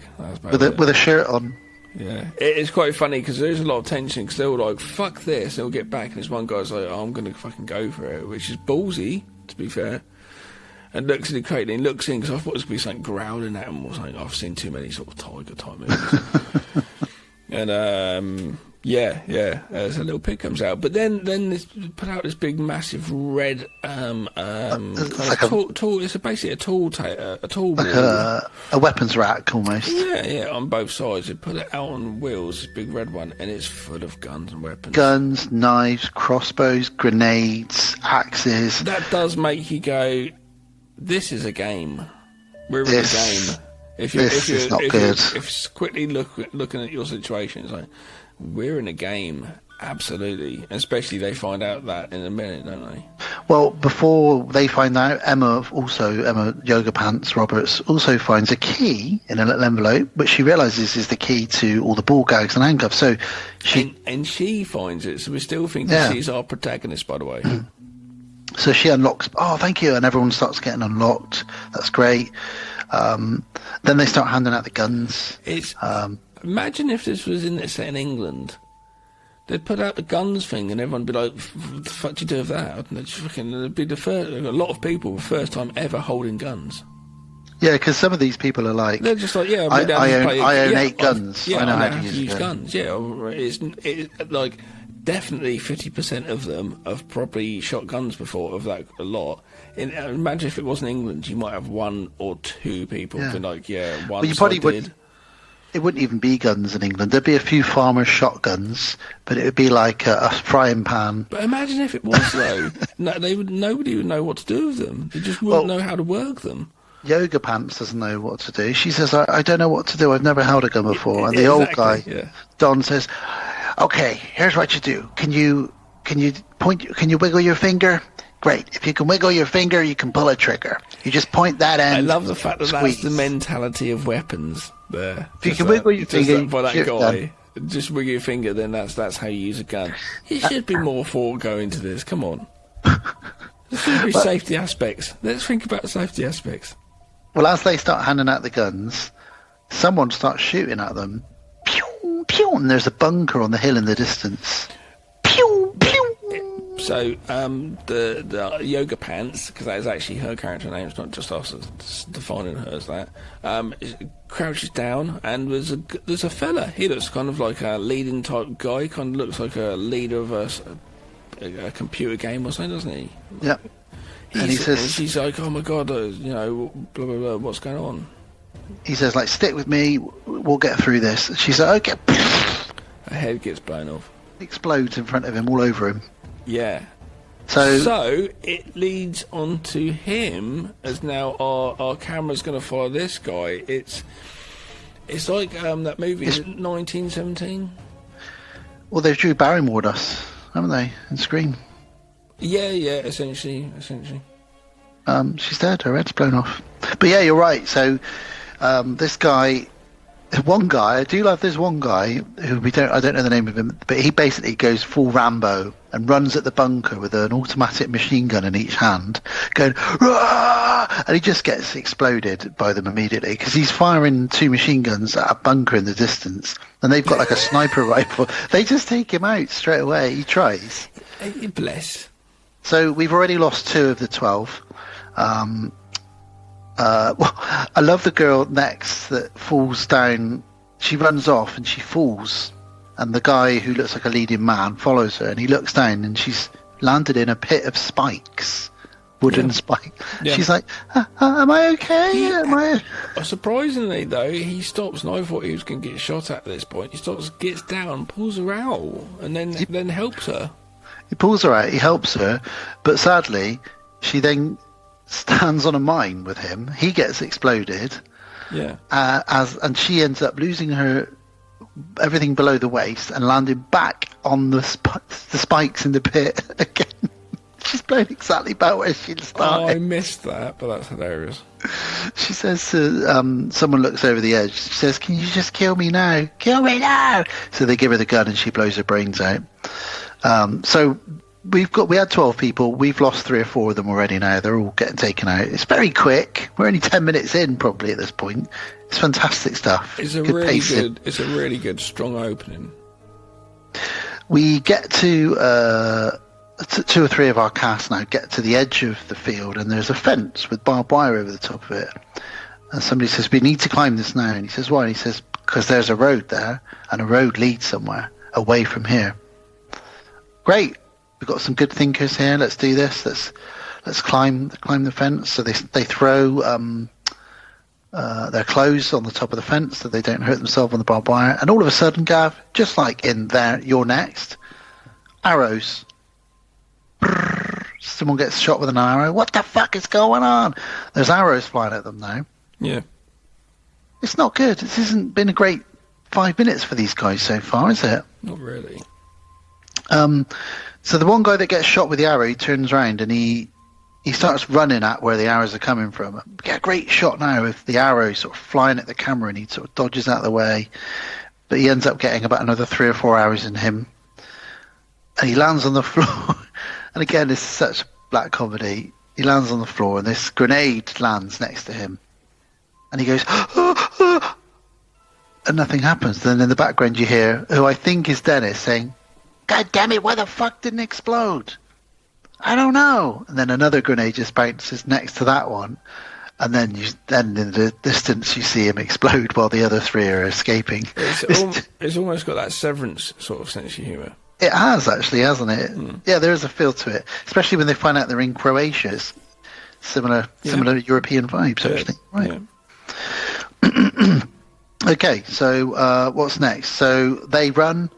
There's 2 of them left now, and they get to a gas station. Yeah, there's 3 of them, actually. There's 3 of them at this point. Yeah. And they get to a gas station, and there's a lovely old couple running it. And bless them, they think they're about to be robbed, don't they? Oh, please, don't hurt us. Take whatever you want. There's about $200 in the till. Just give me the phone, old timer. I'm not interested in that. We're not robbing you. What state is this? This is Arkansas. That's it. Yeah, okay, Arkansas. Okay, right, okay. Give me your phone. Right, I'm going to call 911. What's going on? We're being hunted. What do you mean, young man? And they're really they're actually called Ma and Pa, and the sign outside says Ma and Pa's gas station. Yeah. So he rings 911, and the cop on the other end of the line says, what's the matter? And he says, I'll tell you what the fucking matter is. I was in a bar in New York, drugged by a drink I drank. I've woken up, and I'm in Arkansas being hunted. People are dying. Where are you from? And the other guy's like, I'm from here. He's like, we're from all over. We've been brought all over the US to this place to be hunted. And the cop says, well, I don't really know what we can do to help you. Where are you? And he's like, can't you trace the call? Yes, good idea. We will trace the call. He doesn't trust the cops. He thinks this is a bit weird. Yeah, it is a bit, though, isn't it? Then we have this little bit of backwards and forwards where Ma and Pa say, so someone's shooting at you. How do you know how to use guns? And he's like, because I've got 8 fucking guns at home. Why have you got so many guns? And he says, it's my constitutional right to own guns and defend myself. I thought that was quite funny. Yeah. And she says, so if it's your constitutional right to defend yourself, isn't it their constitutional right to shoot at you if you're on their property? Well, before he can argue back, the drink that he's drunk off the shelf starts making him feel a bit woozy. Yeah. And it looks like all the food in the store has been drugged. Yeah. Because all of a sudden, the oldies pop on some gas masks and chuck a couple of smoke bombs into the middle of the shop. Yeah. And their accents change. And they are very well-spoken Middle American all of a sudden. Well, gosh, that was, we've done that. We're going to have to tidy up now. Yes, all right. And they're talking about sort of racism and all these sort of things. They think they're very sort of one thing that they're definitely not. It's very, very funny. And they argue about, don't drink that, it's poison. What do you mean? Have you poisoned it? No, I mean, it's got loads of sugar in it and it's really bad for you. Oh, don't do that to me, darling. All right, let's tidy up these guys. They get a radio call saying... They start cleaning up the store, don't they? They get a call on the radio saying, have you taken them out? Yep, we've taken them out, don't worry. There's another one headed your way. Okay, right, okay, we better get ready for this one. And this lady walks in. And so again, we're like, the characters we've been following now they're dead. How many characters have we followed now, like, who are now dead? So, yeah, introduced now into this lady, who happens to be the person we are now going to settle with. Yes, Crystal. Crystal. So she walks in, She looks a little worse for wear, as you can imagine, but she's not so far taken in part in any killing or anything. She's just been watching. She has the look of her. There's an episode of Simpsons, which is Treehouse of Horror. It's a very early episode where Homer gets a hair transplant by Snake, and Snake's a bad guy, you see. So occasionally when Homer's got it on, like in that John Carpenter trilogy, you know, the one with the gas station and the hair transplant. Oh yeah. Yeah. Stacey Keach. Yeah, Stacey Keach. So Homer Simpson, when that happens, and it's he goes in one day. He goes into the Quickie Mart, and he's like, "Oh, Homer, you look." Paul's like, "Homer, you look strangely." It's Mo. Homer, you look strangely alert and focused today. What's going on? It's just because Homer never looks like that, and he's got this real focus. Like, this woman has this. She walks into the store, and like not everyone else, all the other people have been in there. They've been a bit like, what the hell was that? She comes in, super cool, like, I'm in fucking control of this room. I've just walked in there, and I'm totally in control. She's probably, like, clocked everything around her, everything that's going on. We don't know this yet. We don't know that she's this John Wick lady, but she is just, like, probably figured everything out. She is alert as fuck, you know? Well, she does a very clever thing here. Because they turn their accents back on. They're like, "Oh, hey girl, what are you doing? How can we help you?" Yeah. And she says, "Can I get a pack of cigarettes, please?" "Yep." "Okay, great. That's however many bucks it is." And she says, "What state is this?" "Oh, you're in Arkansas." And before she can barely finish the word... She says, that's a strange question to ask, young lady. Yeah, as well. But yes. But before she can almost finish the answer, she jumps over the counter and she kills them both with their own shotguns, literally within seconds, and says, $6 for cigarettes in Arkansas. You fucked up! She is a psycho. At that point, then, it's just like, oh shit, this is what we're dealing with here. She's just literally like, I don't give a fuck. She's not your calm and composed Erin from Your Next. She's not your calm and composed John Wick. She is barely containing her psychotic nature. Yeah, this character's coming across as a character that has had a hard life and has had to deal with fighting for themselves, and physically and mentally. Do you know what I mean? And she was in the war in Afghanistan, so she's got PTSD from that. You know, you can. She's a tough motherfucker who's not. And the way that shit. The way that Betty Gilpin plays her is, like I've said, like, I'm not really good. It's like Nicolas Cage with the eyes. They're sort of darting all over the place. She's got wide eyes at some points. Sometimes she pauses halfway through a sentence, and then and she just seems so unhinged that it makes her so. You want to just watch her. I think she's brilliant. So she gets the shotgun after killing them. She finds the bodies at the back, and she's ready for action now. She goes out to the truck, pulls the license plate off, and she sees that they're actually in Croatia. How does she know to go and pull the is she that astute that she knew that something like that was going on? Well, she knows they're not in Arkansas, so she thought, I'll figure out where we are. That got to be different place or fake, yeah, okay. She's very clever, though, isn't she? Well, before she gets in the car, she checks it, and luckily she does, because she can see a little wire running along it. So anyone who opens the car door, there's a car bomb on it, so it's rigged to explode. So she's like, okay, well, I can't use the car then. Yeah. And all of a sudden, she hears some chatter on the radio. Send in the drone. Okay, we'll send in the drone. And they send in the little drone. She hides in the bushes, and she's thinking, oh, there's a little drone here. What's this spying on us? I'm going to keep quiet. Someone shoots the drone. Yeah. And it's Gary. Yeah. And he comes over. He says, hi, I'm... She's like, no, I'm friendly. And he's like, how do I know that? She said, because I didn't shoot you. And also, why don't you just get in that car and see what happens? And he sees the tripwire, and he's like, okay, I believe you. This guy's quite a sort of your Father Christmas looking type sort of character, grey beard and big belly, bit of an older gentleman. But we don't know, though, if we can trust this person. And also, we don't even know if, like, are we going to stay with these people, or are they going to die, and we're going to start following someone else. But I think this lady proving how strong she is means I think we definitely know we're continuing her journey. Well, she says to him, "You're an idiot for shooting that drone." He's like, "How come?" She said, "Because now they know where exactly we are. You made a noise." There is that. So she walks off. She's not stopping for him. And he's like, whoa, whoa, whoa, whoa, where are you going? What do you think's going on? And she's like, "I don't know, but I'm going that way." "Why?" "Because I saw some train tracks and I'm going to follow them." Oh, no, this is Ethan Surpley she's met, isn't it? Yeah, Gary. Oh, yeah. Sorry, no, I was thinking it was a gentleman later on. Yeah, you're thinking of Don. Ah, sorry, I do apologise. Don's the one Ethan who said... Surpley's not... Don's the one at the beginning who said, "If you can squeeze your finger, you can pull a trigger." No, Ethan Surpley. Elle's brother. Yeah. Yeah. So Gary follows her along the train tracks, and he's a podcaster. Yeah. And he says he doesn't seem, you don't know with all these people what they could be like, and is he going to come across as a bit of an arsehole? He looks like he might come across as a bit of a dick, and he actually doesn't seem too bad.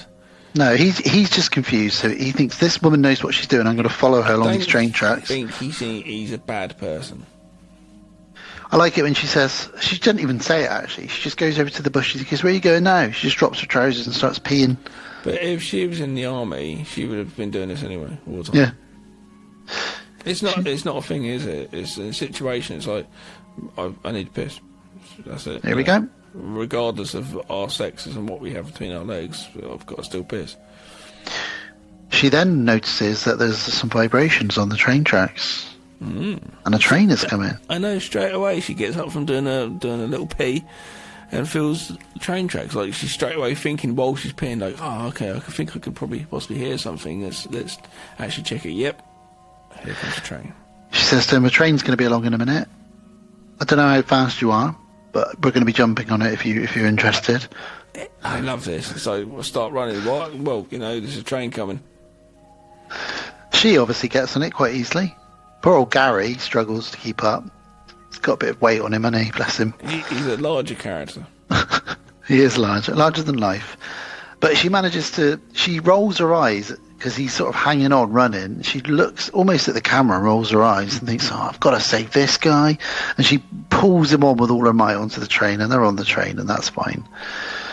And all the crates on the train are in Croatian. So they're definitely in another country. Yeah. They're looking around, and all of a sudden they hear a noise, and it's a bunch of refugees stowaway on the train. But what's Ethan's name? Gary. Gary's just straight away like that. This is bullshit. You're bullshit. Right in their face. He says, really "These are crisis actors.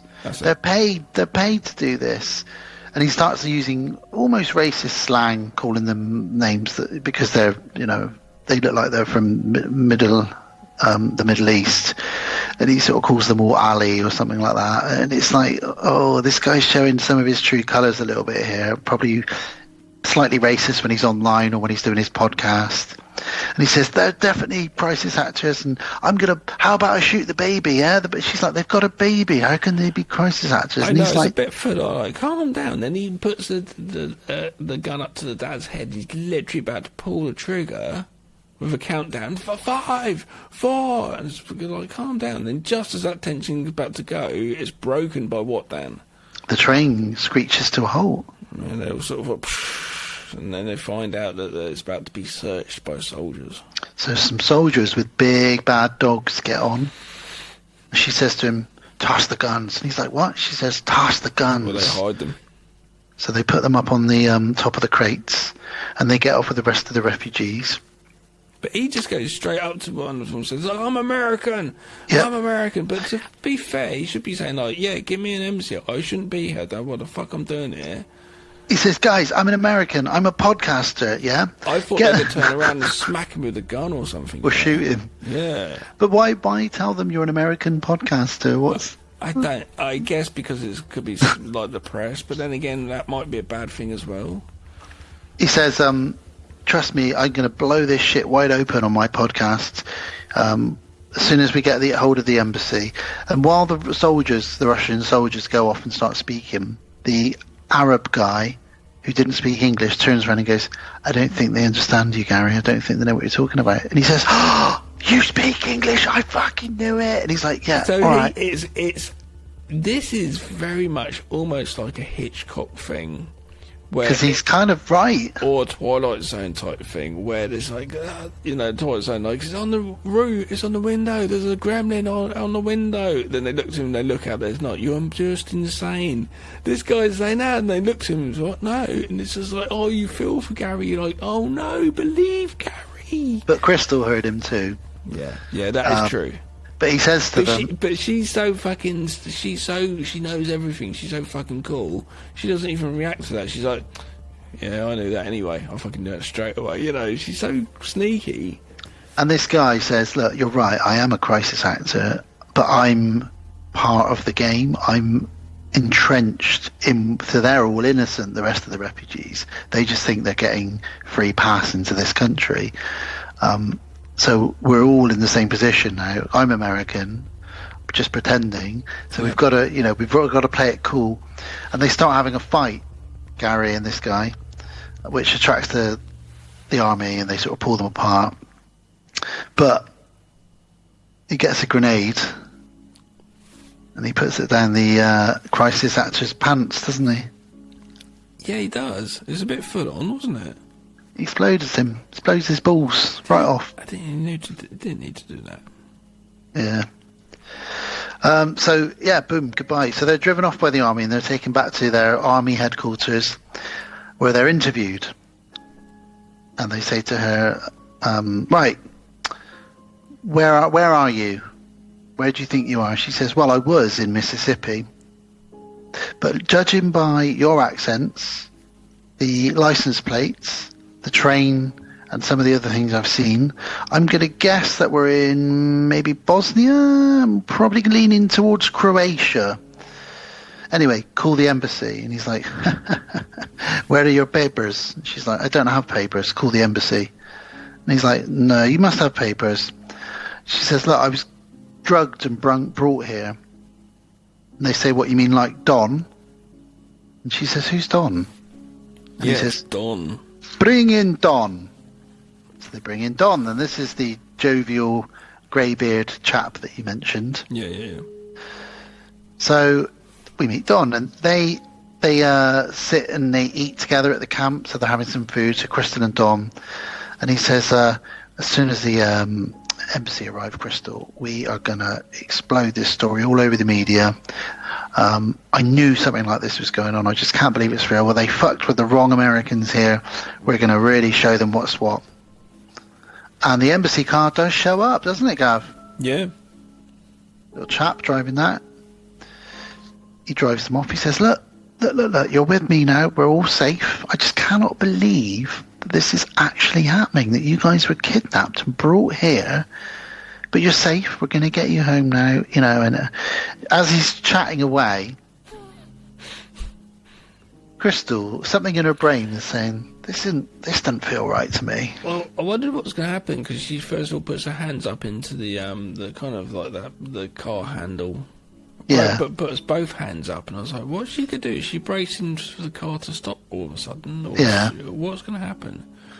Swings her legs around and kicks the dude. But she does it in a funny way, because she goes, zzz, she makes like a little robot noise when she does it. She goes, zzz, and gives him a little wide-eyed smile. And he's like, "What are you doing?" I laugh, yeah. And then she just boots him with both feet in the face, out of the car, takes over the steering wheel. Yeah. And you think, oh, she's just going to keep driving. But no. She stops the car. Goes back over his head. Hell. And Don's going, "Jesus Christ, what the hell are you doing? He's embassy. Why have you done this? What's going on? Why have you done that?" She's like, "I don't trust him. I didn't trust him. Let's look in the trunk." And she takes his gun. In the trunk of the car, they find a dead Gary. Yeah. From earlier. And a map. Yeah. To the manor. Yeah.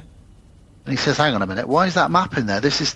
I think they wanted us to find it." She said, "I can't figure out whether we're dealing with idiots that think they're clever or clever people that think we're idiots." But either way, they're wrong. And they're kind of just like, at any point now, I'm thinking, right, you're going to have someone turn up and try and take you out, and you're both kind of standing there looking around doing stuff, chatting away. For whatever reason, she and I was confused by this. I thought, is this, she could do this, what she's about to do now, and then quickly just use it as a support to then quickly turn around and say, I know you, Gary, you're one of them or something like that. She starts telling this massive story about the rabbit and the turtle. Yeah, she does. Well, they figure out, first of all, there was 12 of them, and they're the only 2 left. Don says he wants to leave, but Krista says, I want revenge, and I'll tell you why. She tells this little fable that her mother used to tell her when she was about 5. Ends with the rabbit smashing the family. It's the tortoise and the hare, essentially, but she calls it the jackrabbit and the box turtle. And basically, the box turtle got challenged to a race by the jackrabbit. Or wins, and jackrabbit didn't like it, so he destroys the family. Yeah, he fell asleep. Box turtle won. And that night, the box turtle was sat at this dinner table having dinner with his little box turtle children and his box turtle wife. And they said, oh, that's how I won the gold medal, and I beat the jackrabbit. The jackrabbit enters the house with a hammer, kills his children in front of him, then his wife, and then him. And he's like, your mother told you that when you were 5. She's like, yeah. And he's like, well, who are we in this? The box turtles or the jackrabbit? Yeah. She doesn't really answer him. She's not thinking straight, really. She. If you had a date with her, I think there's going to be some red flags. Yeah, I think so. If she told me that story during the dessert, I'd be like, okay. She'd be hanging out with the chick that wants to have bum sex next to your dead mum. Oh God, they'd be getting it on. Oh dear. And then we see the pig show up. Yeah. Who's called Orwell, named after George Orwell, who wrote Animal Farm with a famous pig in it. He's got a little shirt. Yeah, he's got a little shirt on. A little cutie pig. So it's Don, Crystal, and the pig now, because the pig does help them out a little bit. Then we cut to inside that bunker, and we get to meet all of the hunters that were on that plane at the beginning. Yeah. And they're all sitting around. They're all assholes. They're kind of idiots, really. Yep. Idiots who've got too much money. There's one guy in there called Sergeant Dale, who's a military consultant that's been hired, because he's a military consultant in Hollywood. He used to be in the army, but now he works for Hollywood. He's been hired by Hilary Swank to consult and make sure, kind of like when you go on safari in South Africa, or when you go paintballing, you've got a guy that kind of shows you what you're doing, make sure that there's health and safety.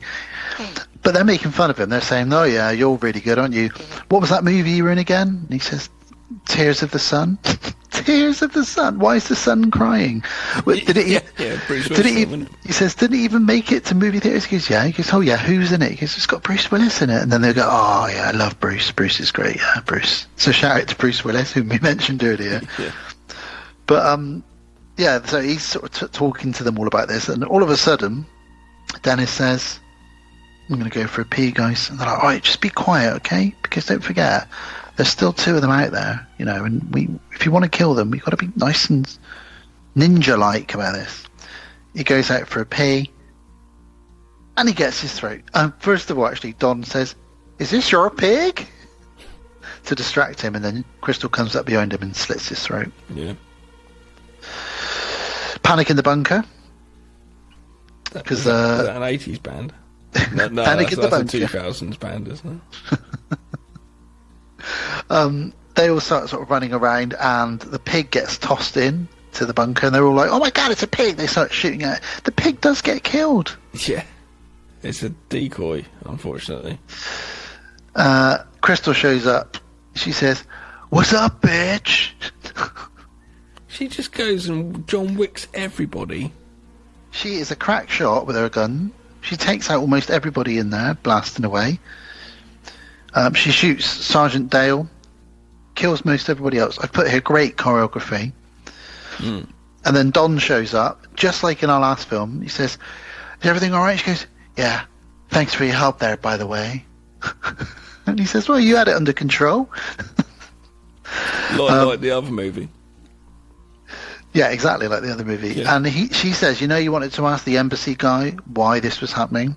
Well, I've kept this girl alive, so you can ask her why this is happening. So this is the girl with the bows and arrows.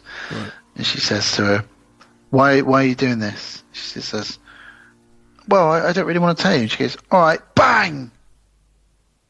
Just kills her straight away. Yeah. And he's like, well, we could have she might have given us some information. yeah. Then they get a voice on the radio, and it's Hilary Swank. Sergeant Dale, are you still there? Sergeant Dale? Don, are you there? Don? Don is one of them. Oh, see?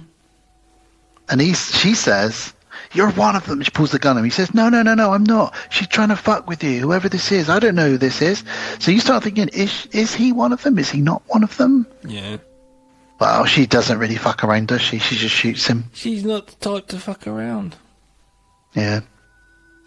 And then she grabs the walkie-talkie and says, I can't remember what she says now, Crystal, but whatever she says, Hilary Swank says, well, guess you better come and get me then. Yeah. And sort of lays down the challenge. As she leaves, she realises Sergeant Dale isn't dead, so they have a little fight. And then they have a little chat, and she asks him about the army and, what he did. And she says, I served in Afghanistan. And you think, there is a slightly nice side to her. Can I ask where she is? And he said, yeah, there's a big manor house at the top of the hill. Just got to let you know, though, she's really nuts. And she's been training for 8 months, so she's going to take you apart. She's like, yeah, but I'm a little bit... And she does this weird eye thing where she goes, I'm a bit... And then she says, I work wherever it is she works, and I've got nowhere to channel all my... And she does this weird face again. That bit there was kind of weird, because it was kind of like she must have discovered that herself, like coming up with this role, taking on this character. Yeah. And said, I've got this thing I want to do, and they're probably, go, and it's just unhinged. It says, like, I've got PTSD, but I've got it locked behind a door, but sometimes it likes to come out. What the fuck? My next note here says, she fingers his hole for directions. She does. She puts her finger in his bullet hole, and he gives up the directions. And, she thanks him very much. She says, so thank you for your service. He was a National Guard, though, wasn't he? Yeah. It's a little bit out of a different league, isn't it? She says, well, thank you for your service. And you think, it's not too bad. But no, she shoots him, bang, dead. Yeah, fuck him. No prisoners. And then we cut to 1 year ago. Yeah. What? Hang on a minute. So this is pretty much the first breather we've got. And we're about an hour into the movie. Yeah, well, it's like the third act, really, isn't it? We've had a few moments where they've sat and they've had dinner, or she's taken a piss, but this is like the first time where we've cut away from what's happening right now to 1 year ago, and it's all about Hilary Swank, who's called Athena in this. She's called in to her boss's office, and it's about that text thread that we talked about in the opening, and he fired everybody that's involved in the WhatsApp group, because if it got out to the press or on social media that they were having these conversations about this fake hunting lodge. Yeah, because it's not real, it's fake. Yeah. And she's pissed off at it. So it's literally just a boss saying, I'm pissed off of you doing this, because people are thinking it's some sort of real thing. It's not. And it's making a bad reputation for us. It's what she's doing, isn't she? She's looking out for her company's namesake. Yep. Right. So they all get fired. Not like an actual bad thing when it comes down to the root of it. Yep. So they're fired. They're all fired. Yeah. And she says, hunting humans for sport. Jesus Christ. Who would do that? And he says, you'd be surprised at all the conspiracy theorists out there. Well. She's like, what people believe I'm hunting people? Tell me. And it kind of cuts. And it cuts to 8 months ago, where she sat in a room with all of the hunters, and they've got all the people that have been killed so far in this movie up on the wall. And they're going, right, we need to narrow it down to 12 people. This guy posts about this. This guy's a conspiracy theorist. This guy's a podcaster. And they've narrowed it down, really. They pick a black guy at one point that goes, whoa, I don't think we should hunt a black guy. I don't think that's very, you know, I don't think that'll be very PC. And he's like, hang on a minute, you're Middle Eastern. And he's like, yeah, but I'm playing Middle Eastern and I've chosen to do that. They have all these funny little conversations. And then they go, who are we going to pick for the last one? And somebody says, well, this girl posted about you and said, you're a piece of shit, Athena, because you said you'd go and hunt people. So essentially, guys, listeners, what she's done is she's turned it into a real thing. Like a child, she's made it into a real a thing that was a fake, silly bit of gossip. They've turned it into a real hunting game now, because they've got the money to do it, and they want to get back at all the people that have said stuff about them online. It's like Jay and Silent Bob when they go around knocking on all the doors of the people that have said bad things about them online. But this time they're just killing them with guns. Another fact, we know a timestamp or time. Basically of how long it's been. It's taken 8 months for her to set up this thing. Yeah, 4 months. Wow. Because it was a year. Now it's 8 months ago, and then she's been training for 8 months. So it's taken her 4 months to get this set up. 4 months, yes. That's some quick going, turning evil. And then we cut back to the present. She must be slightly unhinged to that quickly go. Well, that's what people have been saying. That's not good. To maybe send them an email and say, I don't like the way you've been saying this, please stop, or whatever. To, like, let's make a country club and actually go out and hunt them and kill them. That's insane. She's assembled a bunch of like-minded rich hunters. Crazy. Who've got the ability to drug and kidnap people from all over America and fly them to Croatia on her private jet. Billionaire centrics. That's crazy. Well, back to the present day, and Crystal gets to the gates of the manor house, and she beeps them and says, oh, hello, leave your gun at the mailbox, otherwise I'll blow up the landmine you stood on. So she does. Yeah. She enters the manor, clearly, like you just said, billions of dollars, very, very rich.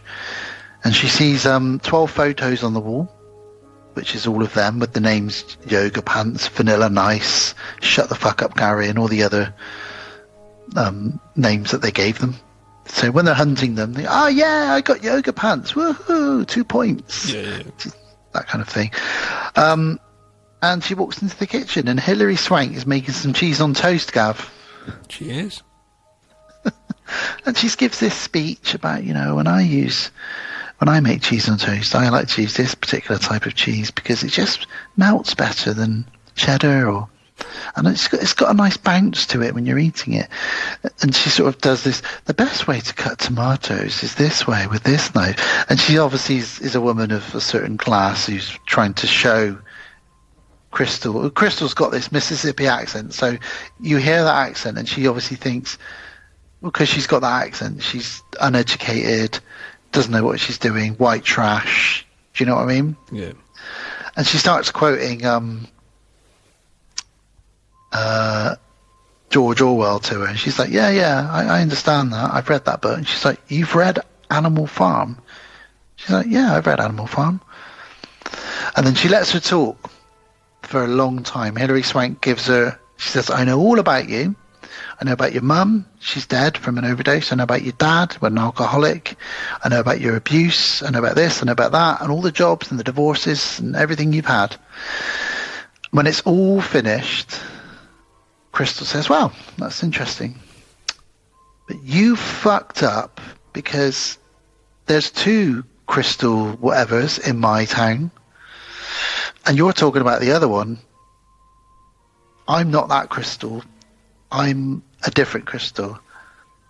And Hilary Swank's like, you're kidding, right? You can't be, this can't be right. She says, no, there's 2 in the same city. So you fucked up. And they just look, and then she says, are we just going to do this or what? And they just launch into... It's a bit like that Kill Bill scene. It is a bit like the Kill Bill scene, I don't like the fact that Hilary Swank is some badass who's equal level with her. I don't like this bit. I'd rather it been that she's like this horrible person, but it's all hidden behind money, and then she goes in there, then discovers that she's fucked up, then she gets up and just kicks her ass and kills her. Do you know what I mean? I don't like the fight. The only thing that slightly saves it is that the Sergeant Dale earlier did say she's been training solidly for 8 months for this moment. So if you train solidly for 8 months, kickboxing, knife fighting, acrobatics, weightlifting... I just didn't really want it or need it. I like the surprise when she says, you fucked it. It's a surprise for us. And we know she's badass anyway, but it's a surprise for them. It's like, we got the upper hand. You're going to get your ass kicked now is what I expect. But the other one has been training, so it's this fair fight. I'd like to have her just kicked her ass and killed her. It is a very well choreographed fight, though. They use knives, pans... everything they can. It goes outside. There's a bit where it goes outside and we can't hear the fight. We can just see it because we're still inside. And then she goes to smash through the window and she goes, no, this glass is really expensive. So Crystal opens the door and then throws her in. And they jump over a fire. They eventually get the blade again, another nod to the last film, a blender, the blade from a blender. Yeah. So there's lots of links here to Your Next, weirdly. And she stabs it into Crystal. But obviously a blender blade has got 2 blades on it. So she stabs that into Hilary Swank. And they're both embedded on the blade. And then Crystal pulls herself off of it. They have another little bit of chat. And she says, were you really the real Crystal? And she says, I guess you'll never know. And then Hilary Swank passes out and sort of dies.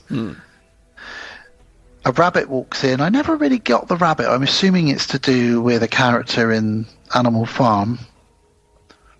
But I guess. Crystal looks at the rabbit. And her story, obviously. Yeah. Oh, the Jack Rabbit, of course. Yeah, that's what it will be. Well done, Gav. You saved me. Okay.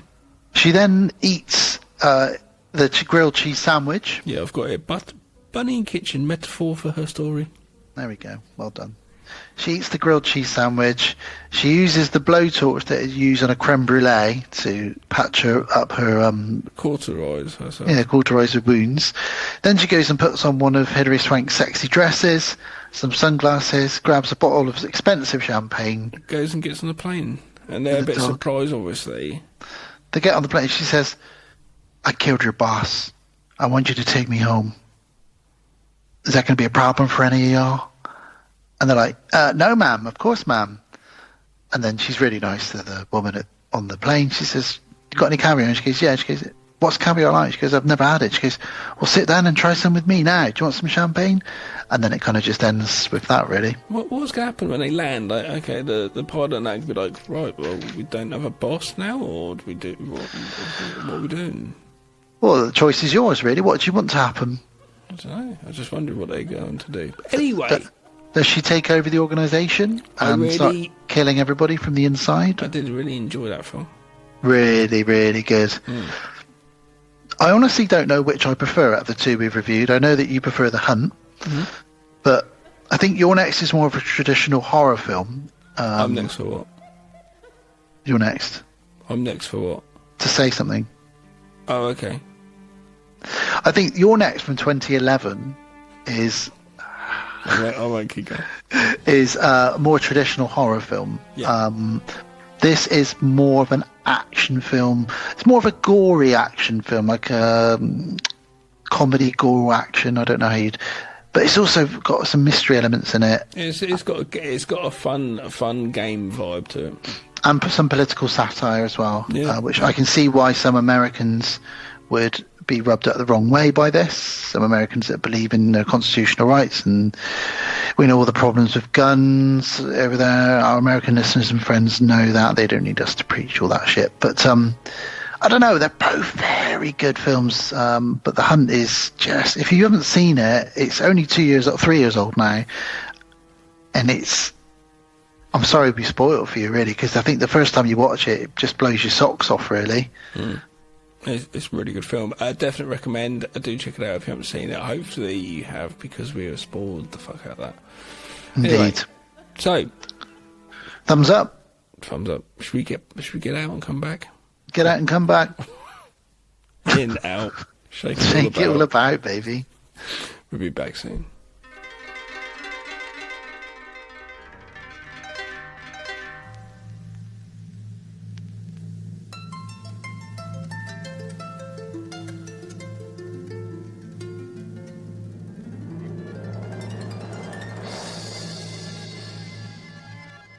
And we're back again. We're back again. That was episode 133, our Women in Horror episode for February.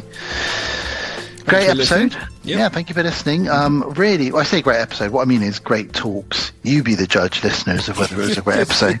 But egotistical. I think that was our best episode we've ever done. But no, really enjoyed those two talks. I wanted to talk about You're Next for a long time, actually. And when I saw The Hunt, I knew it would make good conversation. And I'm really glad you're a fan of that. So cool. So there we go. That was episode 133. Before I tell our listeners what's next, Gav wants me to tell you a little story about something that happened to me just then in the break. Don't you, Gav? Mm-hmm. So I went for a wee-wee, a pee-pee. I went to urinate. What jumped out? And because my children are asleep in the next room and my wife is also asleep, I thought I'd do a sit-down wee, which I occasionally do. I'm not afraid to admit that. So I did a sit-down wee, so it's less noisy, less splashing around. You don't need to go into so much detail. I'm giving listeners building the picture. Well, I need to, because people then don't need the picture of it. Oh, right, okay. Well, anyway, I'm sat down with my trousers and my pants around my ankles. Everyone's thinking now, what is actually he going to say? And guess what? Stinky blob. You're not going to guess what it is, guys. Stinky blob.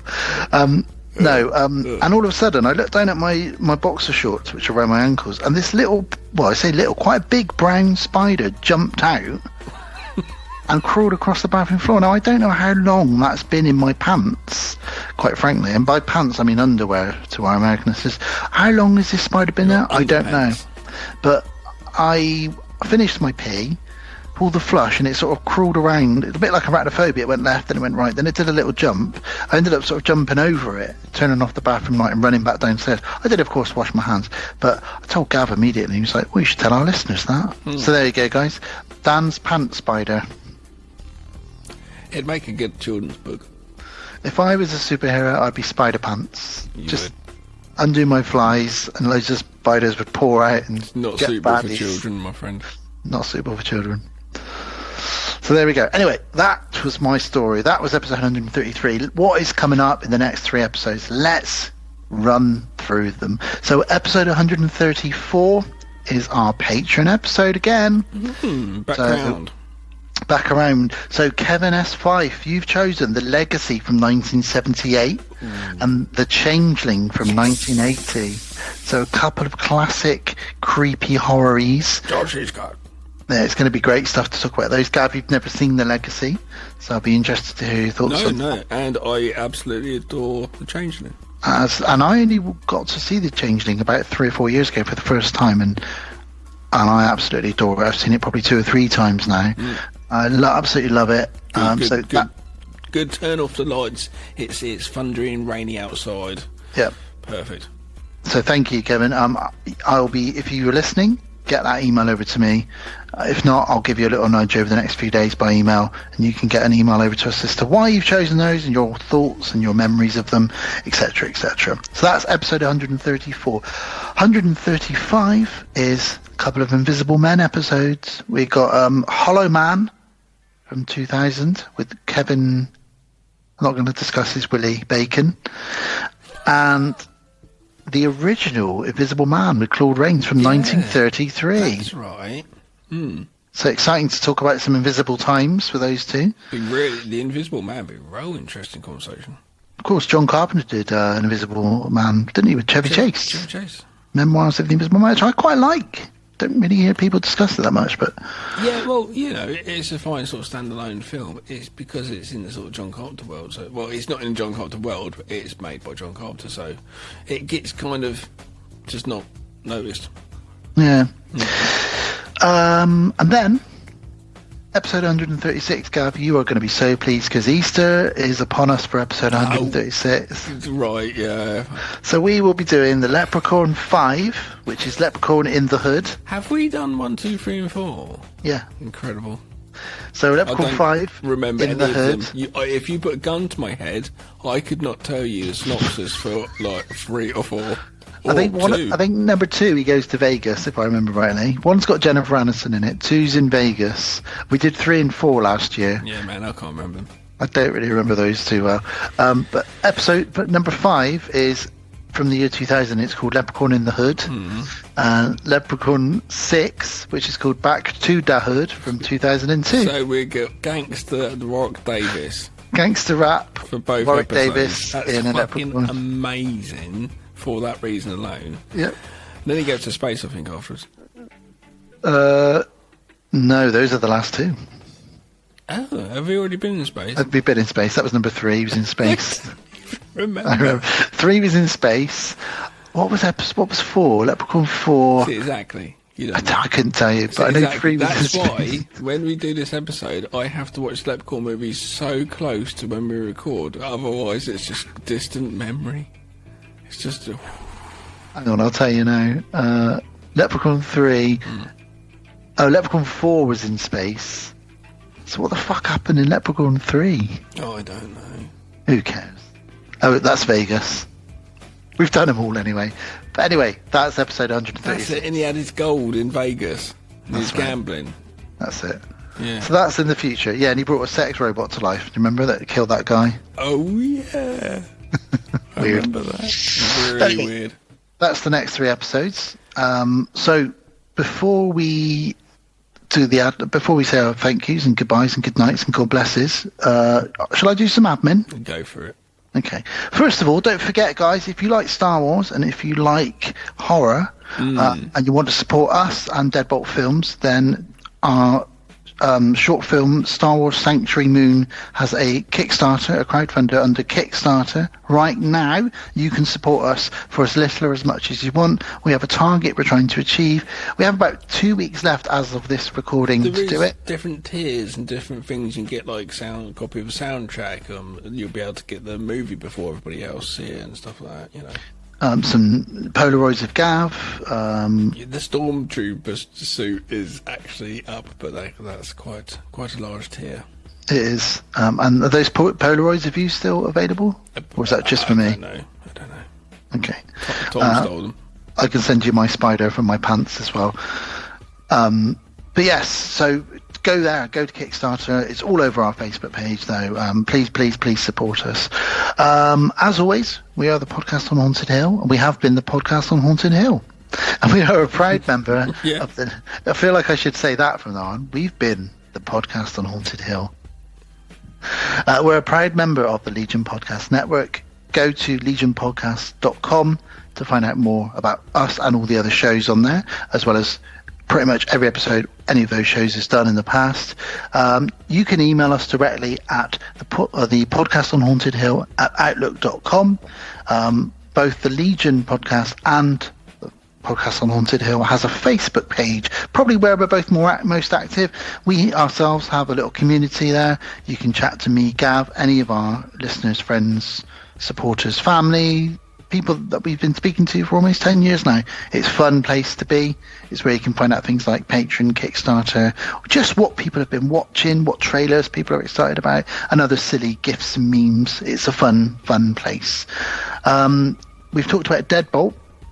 If you go to deadboltfilms.com, you can find out more about our Kickstarter, our other shorts we've done in the past, our other features, comics, and other podcasts that we do. Gav, you do another podcast, don't you? Hi, Strangeness podcast with my dearest Sarah. I'm talking about weird and wonderful and serial killery type things. Indeed. I do another podcast, don't I, Gav? I do indeed. Who do you do that with? I do that with our buddy RJ McCready, and that is called Blame It on the Aliens podcast, where we discuss conspiracy theories and basically try and pin anything weird and wonderful on aliens, whether it's Bigfoot, Loch Ness, or aliens themselves. We both just do weird other podcasts. We do. We just talk weird shit with other people, as well as with ourselves. We're weird. Where can you find us? Well, wherever you're listening to us now, but we're also available on Spotify, YouTube, Podknife, Apple, Podcast Addict, many other places, and we're on Twitter at Haunted Podcast. We're on Instagram. It's the Podcast on Haunted Hill Insta, all one word. Deadbolt's also on those places. Even YouTube. If you go to Deadbolt, if you go to YouTube, there's a Deadbolt Films channel, isn't there, Gav? Yeah. What's on there, Gav? There's a few short films. There's a little series you've got on there. Joseph is Missing. There's some me and you walking around spookily graveyard. In the graveyard. Stuff like that. And there's entertainment on there, you know. Have you put the screen test on there for? Yeah, the screen test for Sanctuary Moon's on there now. So if you want to see just a quick test we did, but it looks actually quite fantastic. And well, if I do say so myself, do please check it out. And if that helps you decide if we're going to make something good, hopefully that will make you go, oh, yes. If you want to follow that project and other projects, just go to Deadbolt Films on Instagram, or you can tweet us at Deadbolt Films. And finally, patrons. I just touched on this. If you want to become a patron, you can do so. Thank you, patrons. As always. Thank you to our patrons that are already supporters. For as little as £1 or $1 a month, or as much as you wish, you don't have to do it, but it does really help. In fact, we've just paid for quite a large piece of recording equipment, haven't we, Gav? With that's quite good. Thanks to our patrons. We also use that money for things like renting and buying films that are hard to get. And if you become a patron, you get a free T-shirt, you get a shout out in every episode, and you get to have your own patron pick, like Kevin's got for the next episode, where you get to pick 2 movies that we will review, and you get to tell us why you want us to review them, why you love them, what you love about them. So lots of reasons to do it, as well as additional content, such as every Friday you'll get an old episode of the podcast on Haunted Hill. I've currently just put up episode 68 or 69, I think. 69, dude. So every Friday I'm putting up a new episode. An old episode. But for people that are new to the show, they may not have heard these episodes, and they're hard to get hold of in other places. So, as always, thank you to our patrons, like Gav just said. Thank you so much. Will name you all now, lovingly. Well, I'll try and name you all lovingly. I'll just name you all. It's probably easier. So thank you ever so much to Don Collier, Matthew Godley, Jamie Jenkins, Kevin S. Fife, Sarah Kay, Rachel, RJ McCready, and Lex Boo. Thank you so Thank much. you to patrons. Thank you to everybody that listens and supports us as always. And thank you for everybody who listens. Thank you even just for going on our Facebook page or liking something that we posted. We love it, and we love doing this.